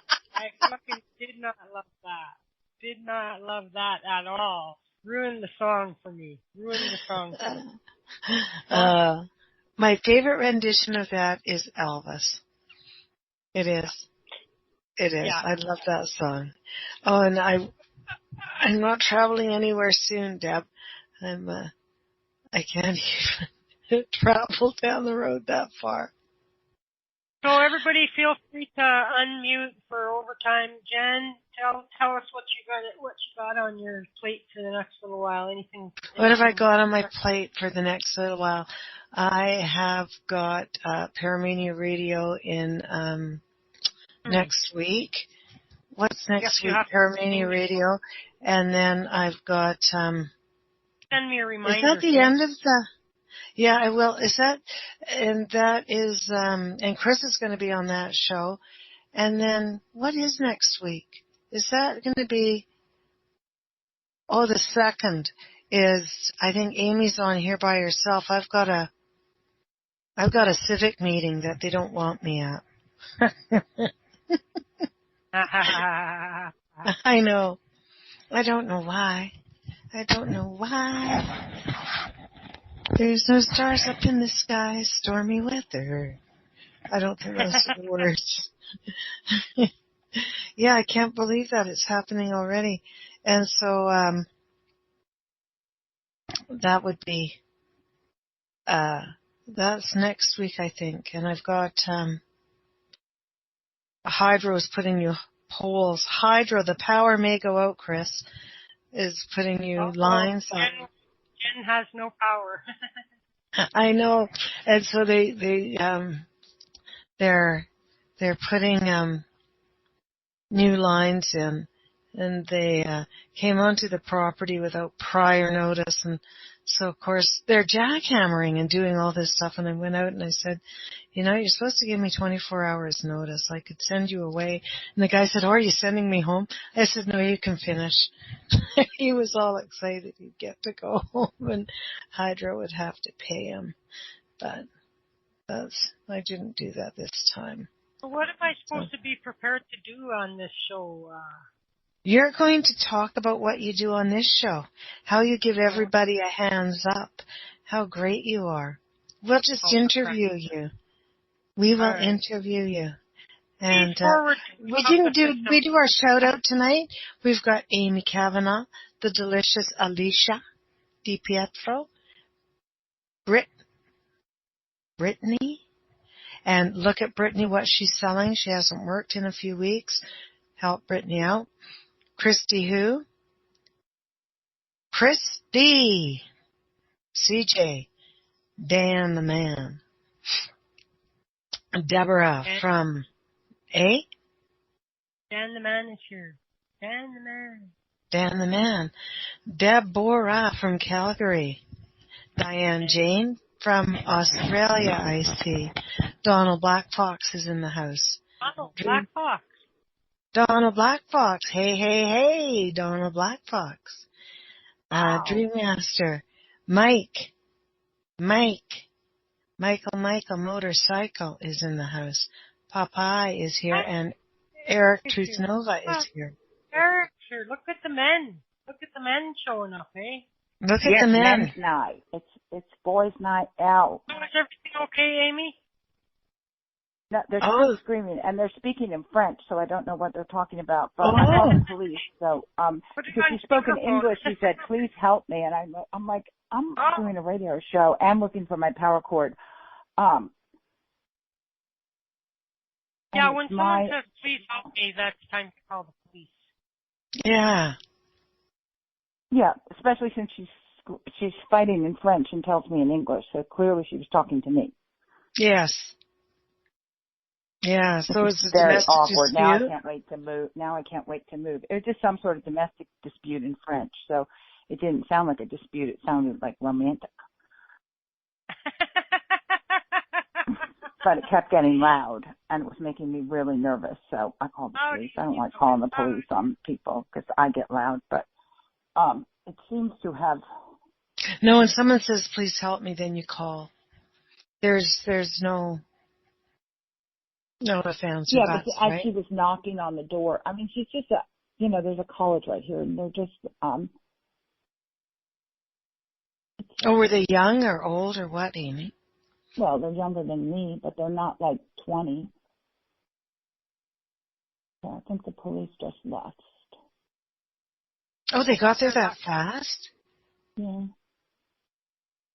Oh, they're not Canadian. They're just right around the corner. They're just right around the corner. All quiet now? No. Oh, well, then the police couldn't have come and left already.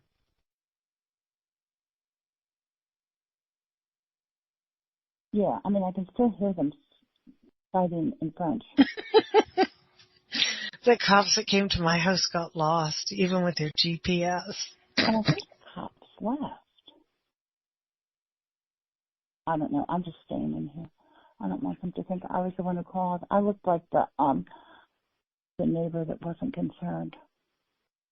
So I was just staring at her like, what? I'm sorry, my, oh God. It's just so odd, but it has me like really, it's shaken me to the core for some reason. Parlez-vous anyway, français? enough about no, me. No Sorry. parlez français. No parlez français. Right. Right. I don't know what help me means in French. No parlez français. You just said no parlez. No parlez français. No parlez français. Oh. And we had a reading and saw a black box this year and everything, and I missed it. Oh gosh. Anyway, carry on because I'm really shooken to the core. This is It's overtime. We were just winding up Jen and saying. How did it get to overtime? Hello. Hello, Christy. How you guys doing tonight? Besides Amy, who's frazzled. She needs to piss herself.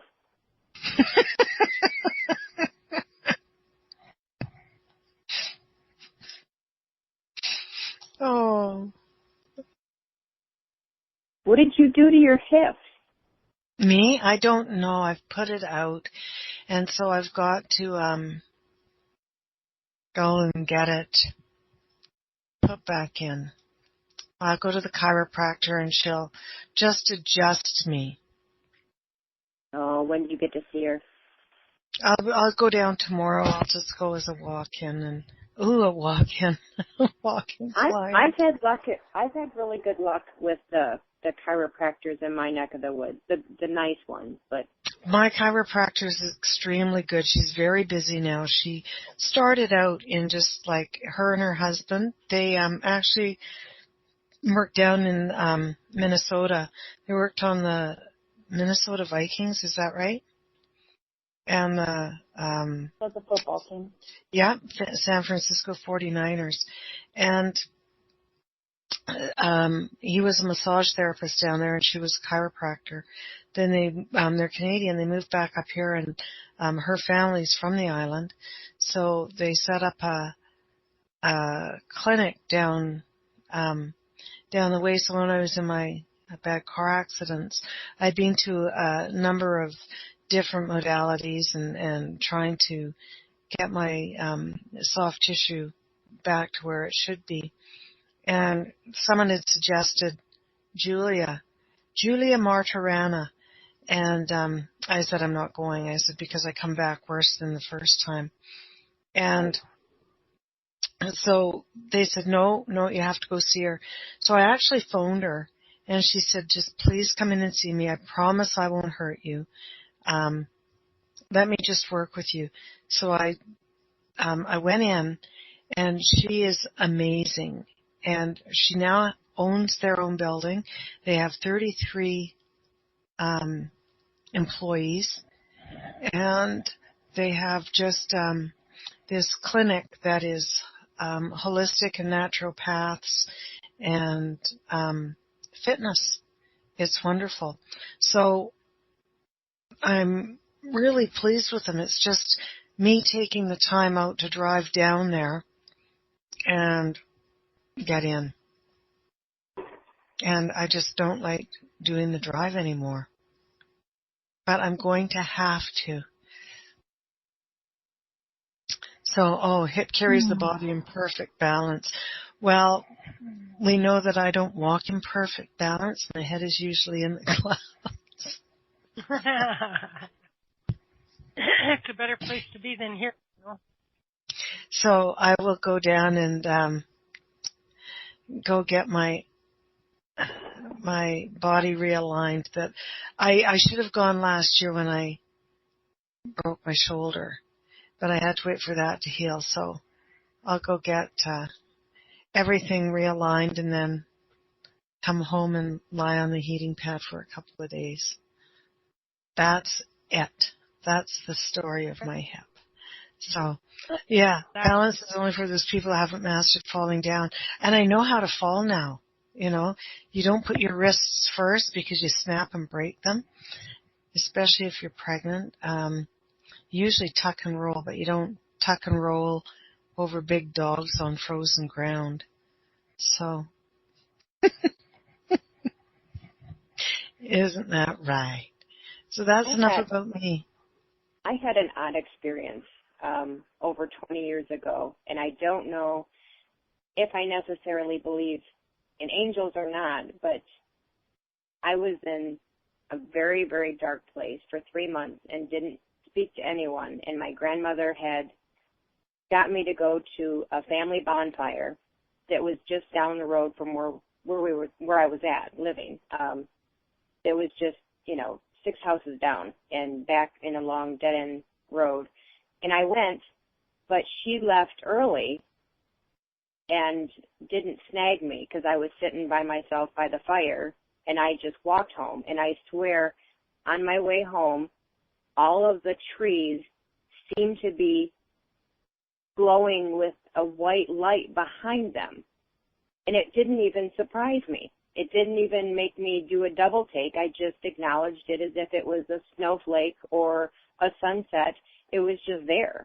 And I kept seeing these, it was like they had a white outline around the tree themselves of light. Mm-hmm. And the closer I got to the driveway, the calmer I felt. And then at the top of the hill, there was 3 horses down at the bottom of the hill. There was a big barn and a huge paddock, and it was, a huge full moon that night, so I could see perfectly. My eyes had adjusted perfectly to walking all the way home in the night, and all 3 of the horses were standing at the fence, and they are always in bed at that time of night. They're always inside the barn, always. And this was night, but it was a full moon, and it was peaceful, and it was beautiful, and it was calm. And they were all 3 of them standing right at the fence staring at me, and I was feeling amazing. I was at peace and at calm for the first time in months, and I didn't want to go to bed because I knew tomorrow was going to suck, so I wanted to stay up as late as I could. And the horses almost were saying, well, I'm here, come say hi. So I did. I walked down to say hi to the horses and petted them, and there was this huge clover patch. And I just started ripping the clover that was just out of their reach over and dropped it on the other side of the fence for them because they loved the clover and it was all in season. And one of the horses, there was 3 of them. One was the lanky, tall one that was slower and calmer. We would call him Jaybird. And there was the young I would call her the feisty teenager, because she was always kicking up her heels and rolling in the sand and trying to bite the other horses and play and run around. And then there was the older, smaller pony that didn't like anyone.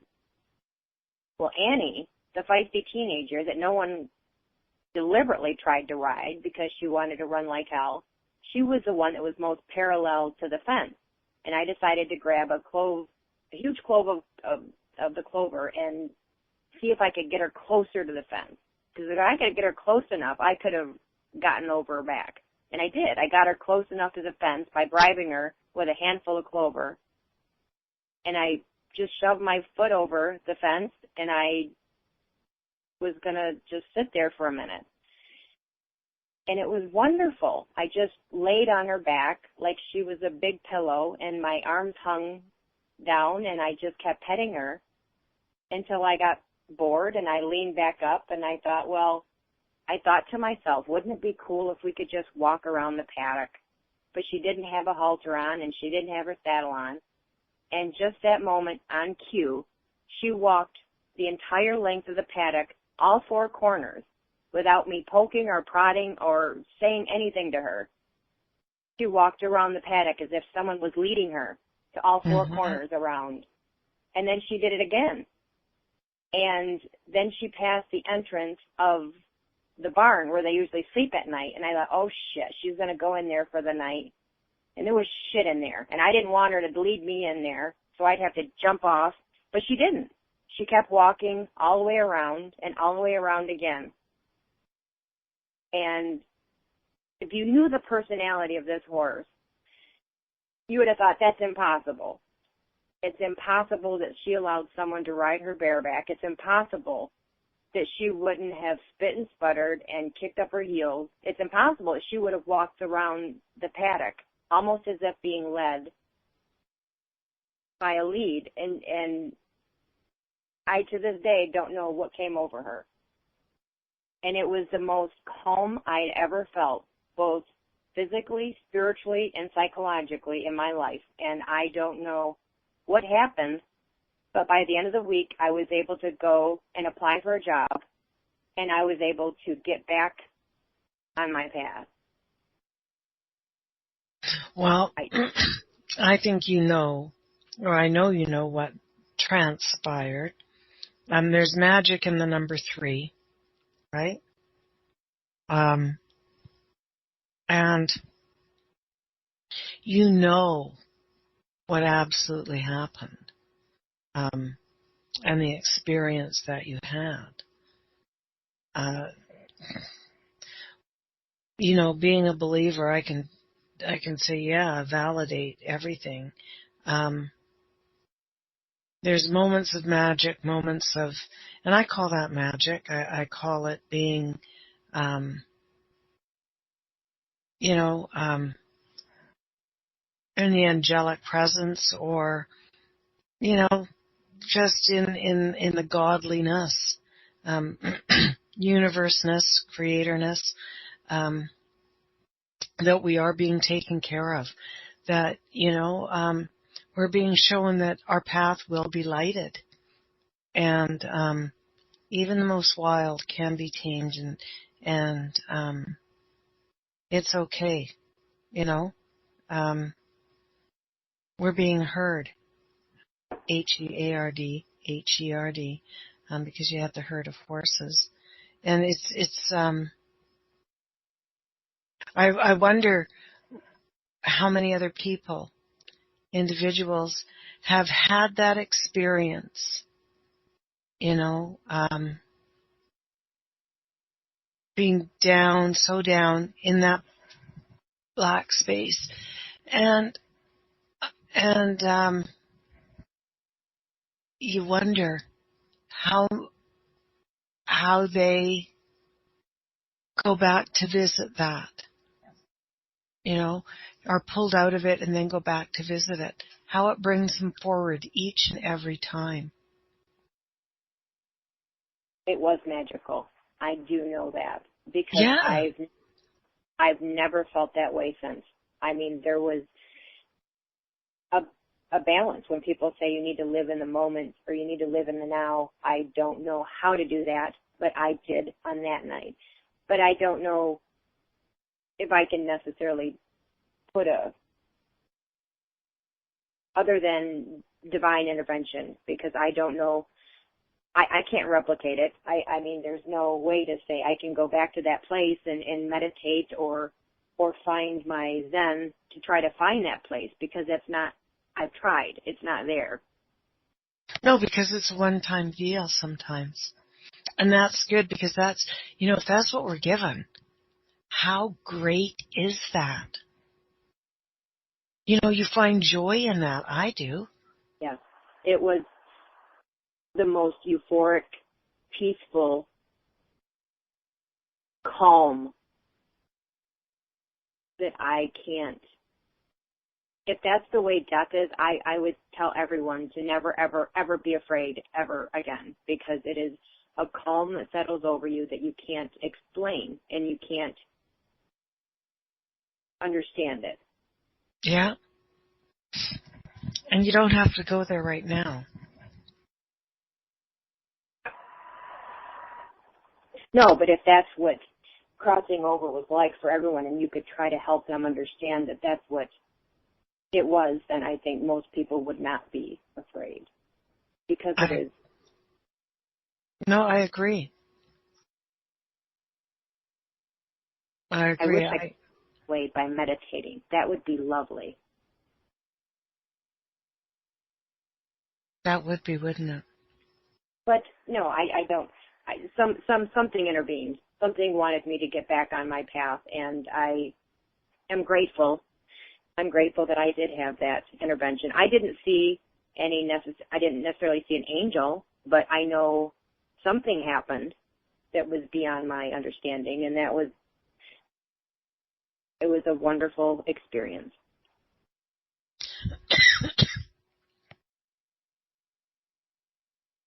That is so cool.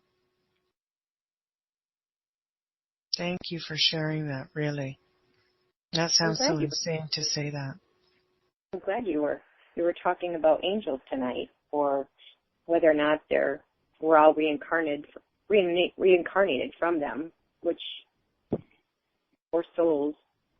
I think that we have more souls today because maybe there were fallen angels. Oh, maybe they are. Maybe those are the new souls, because they me. haven't experienced any of the pain or suffering of a past soul. Maybe that's the definition of a new soul.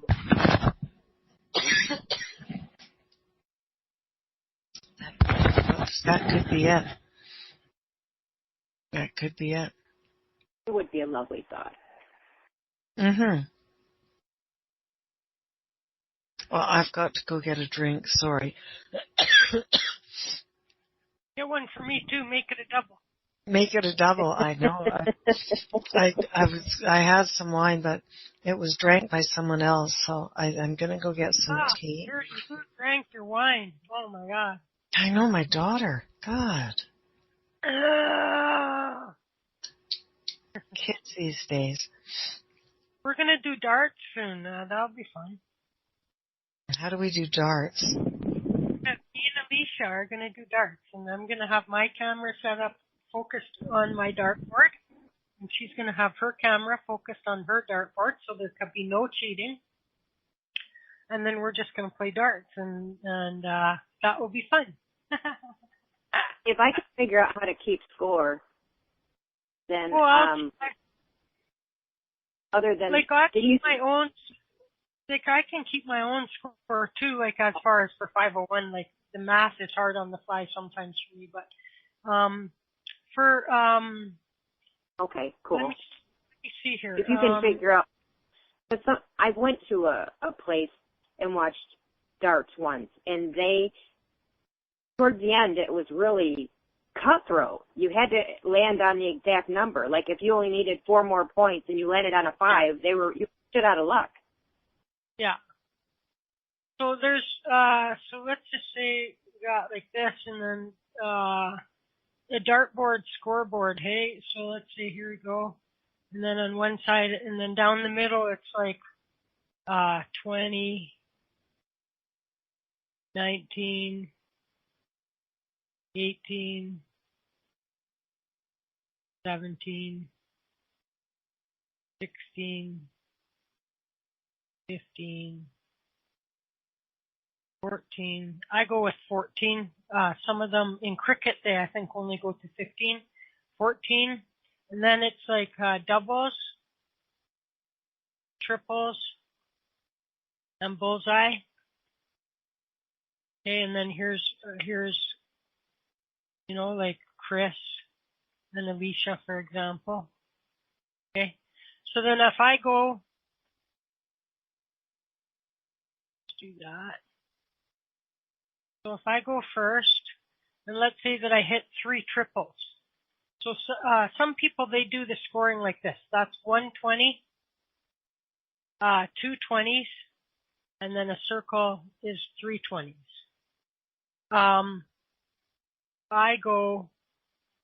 I just go like this. Like 1, 2, 3, done. You know what I mean? And so what you got to do is get 3 of each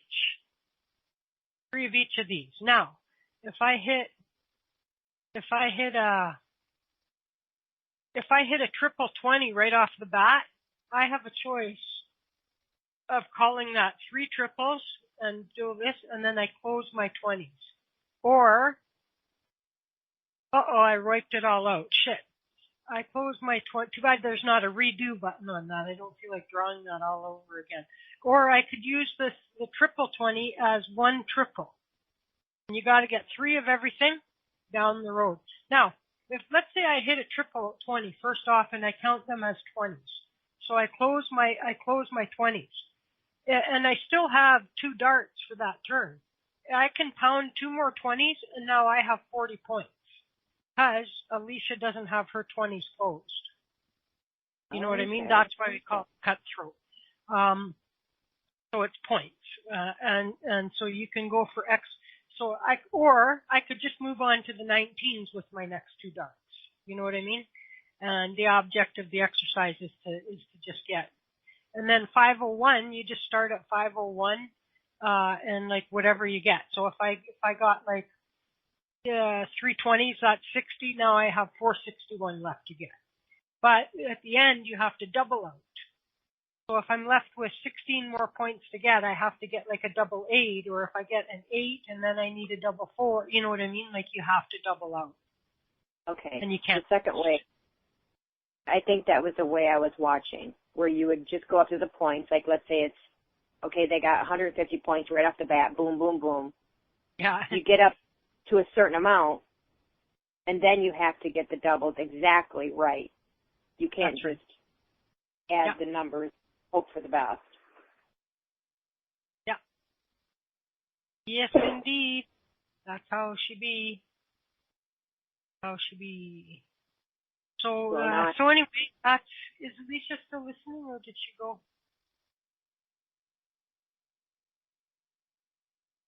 But I don't know if she's. Well, Amy says she's still on, and I think she needed to go make some phone calls. Oh, Amy's there. Amy, are you here? Mic is unmuted. Microphone is unmuted. She may not be there though, but. Hello, Donald Blackbox. What's going on in your neck of the woods there, mister? I haven't heard from you, Donald, in a coon's age. Since before Christmas. That's been a long time. I saw him jump in a couple times. But I think the last time we talked to you, you said that you weren't going to be able to talk for quite a while because they needed to heal your voice. Unbelievable.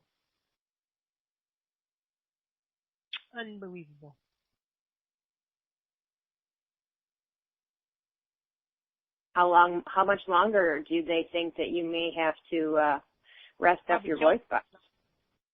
Donald Blackbox can't talk. This is the best time I should have him on. 4 to 5 more months. Well, Jesus, long. Oh, for the love of Zeus. Are you following all of their rules and instructions, or are you cheating, Donald? That's insane. Not to worry, I will make up for it. I have no doubt about that. Do-do-do-boot-it. Do-do-do-boot-it. I think you'd either have to learn Have you seen that new show? Seen that new show called Hunted? No. So it's a reality show, and in pairs of two, a whole bunch of teams. Their object of the exercise is for them to be on the run and stay uncaptured for 28 days. And in the meanwhile, a professional team of hunters, of, people finders and, whatever, intel experts and computer experts and all of that, they are, meanwhile, getting access to your home to, pick up any clues, grab your computer, blah, blah, blah, whatever else you've left. And so the one woman made this terrible, she had this rip-away calendar, as if anybody uses those anymore, and she ripped off, so she had her whole escape plan written out on this calendar. She rips it off, and what do the cops do, or these guys do, but they take a pencil and they do the old grade 2 trick, and now they know every freaking move she was going to make. You know what I mean? And so it's pretty. If you can evade capture for 28 days, you get like $200,000 or something like that. And, it sounds like that. They would probably be the best bounty hunters in the world. Yeah, but if you're if you're a person that needs people all the time, or blah blah blah, I don't have much of a digital fingerprint, in terms of my telephone. Even if they grabbed it now, they're gonna say, why does this woman even pay for a phone bill? She doesn't phone anybody. She phones to pay her bills. And so they would have a hard time. If I had a place that I could get to, it would be out in the woods somewhere, you know what I mean? I could hunker down for 28 days, and because the fatal mistake that people make is that they have to call their mother, or they have to, you know what I mean? And in which case they get traced. And I would be okay with that. I would be okay with that. And so, because they would have a hard time finding real life associates of mine to even ask, because I've been so off the grid as it is, that there would be no information that anybody, and then they would probably find you guys. They would find out I had a radio show maybe, and then maybe they would contact you guys, and none of you guys know enough about where I would run to other than what I just said, because But that, I hope Canada, it'd be cool if Canada would come up with a version of that. I might try out for it. Stay on the run for 28 days and get $200K. That would be awesome, right? Do you say, if you were to go hunker down in the woods for 28 days, are you implying that we would all, to give up coffee for that length of time? I mean, would you bring enough coffee? You know what? For 28 days for $200,000, I'd do it. I can get by without, when I put my mind to what's the end game here, if there's something that awesome that I can get out of it at the end, I can give up anything. Know what I mean? Totally give up anything for a short period of time. Easy to come out of it with 200,000. I would. No, there's nothing I need so bad in 28 days that I would risk losing $200,000 for, right? I think I made it camping 5 days once, and we didn't have any of we were roughing it. There was a pump, one of those hand pumps for water. We didn't have running water, and by 5 days it's okay, we need some decent coffee and we need to shower, and I'm done. But I guess if there was $200,000 at the other end of that rainbow, then you better believe I'd be pushing it to see how far I could go. So I think that they've given the rule to these people is that they have to stay within, they can go to any state that's attached to the state that that the thing is starting in, I think, but they can't go across the country. Do they get to have bloodhounds to find your smell? Do they get to have bloodhounds? Well, they could incorporate whatever they wanted to. Yeah. They haven't, but they could. They're using your digital stuff, so your computer, your cell phone. And then what they're doing is that they're monitoring all of your close associates' cell phones, right? So that even if you get a burner phone, if you call your mother, you know what I mean? Then they're monitoring the mother's phone. You know what I mean? Well, yeah, everyone posts their shit on Facebook now. That's how what's-her-head got robbed, the Kardashian. Remember she was taking pictures of her jewelry? Yeah. Everything's on. People go, I'm going to go on holidays for 3 weeks. People do it. But you'll notice that on my Facebook, I don't really do anything except post my show. Right? And so I would be interested to know if they would find, except for that I might wipe the whole computer out, and they can dig and find stuff, you know what I mean? But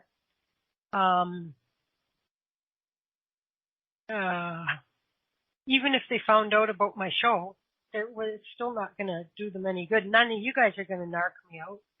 Even if you knew where I was going to be, then they would then they would be forced to listen to every one of my archive shows to see if there's any tips or hints in there, which there would be none.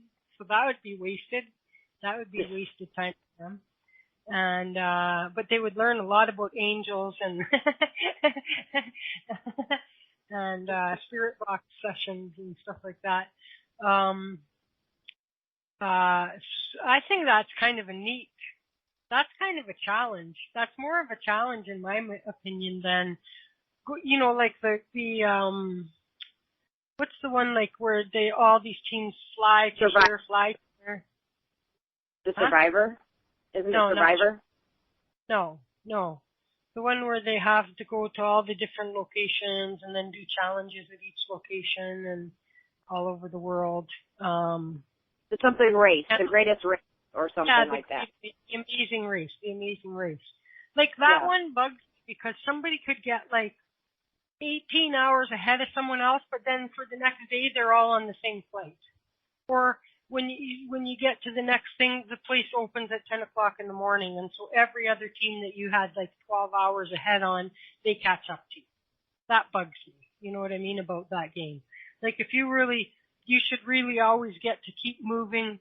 They should have it so that if you have to have an 8-hour stopover once you finish the day's tasks, then if I'm 12 hours ahead of you, then I get to get going and you still have 8 hours to wait. Then that's fair. But that they all get to catch up to each other, that bugs that. What use is it to gain such a huge lead on somebody then? But I think that it would be, of course, more interesting because you get to travel around the world for free, basically. But they don't really get to enjoy much time in each place. And, there's some scary shit they have to do for, eating live bugs and crap like this. I would not, that's when I would lose. I would not do it, In fact, what I would do is I wouldn't even waste 1 minute. I would say not doing it, taking the penalty, moving on. You know what I mean? And because some teams, what they'll do is that they'll sit there for hours trying to do it, and then they can't do it. So they've wasted those hours, plus they end up with the penalty. You know what I mean? I would be I would take a look at whatever the deal was, and if I didn't think I could do it, or I was too scared to do it, or I wasn't going to eat that, I'm let's move on. I'm taking the penalty. Take my chances that way. Instead of can you imagine putting yourself through eating half the bugs and then you're not being able to do any more, and then you did that and you still have the penalty? Not gonna happen here.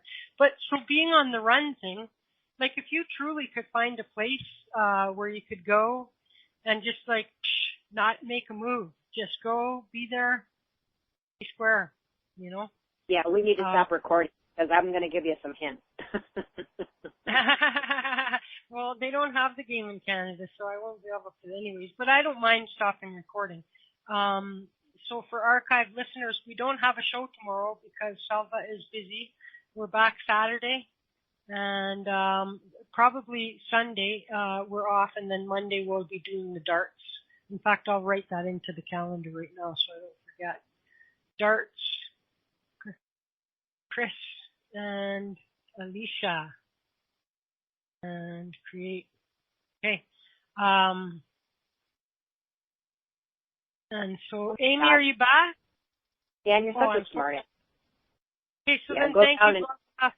Yeah, I'm sort of back. Okay, yeah, hang on. I'm just going to close off the show. So thank you, blah, blah. Okay, never mind.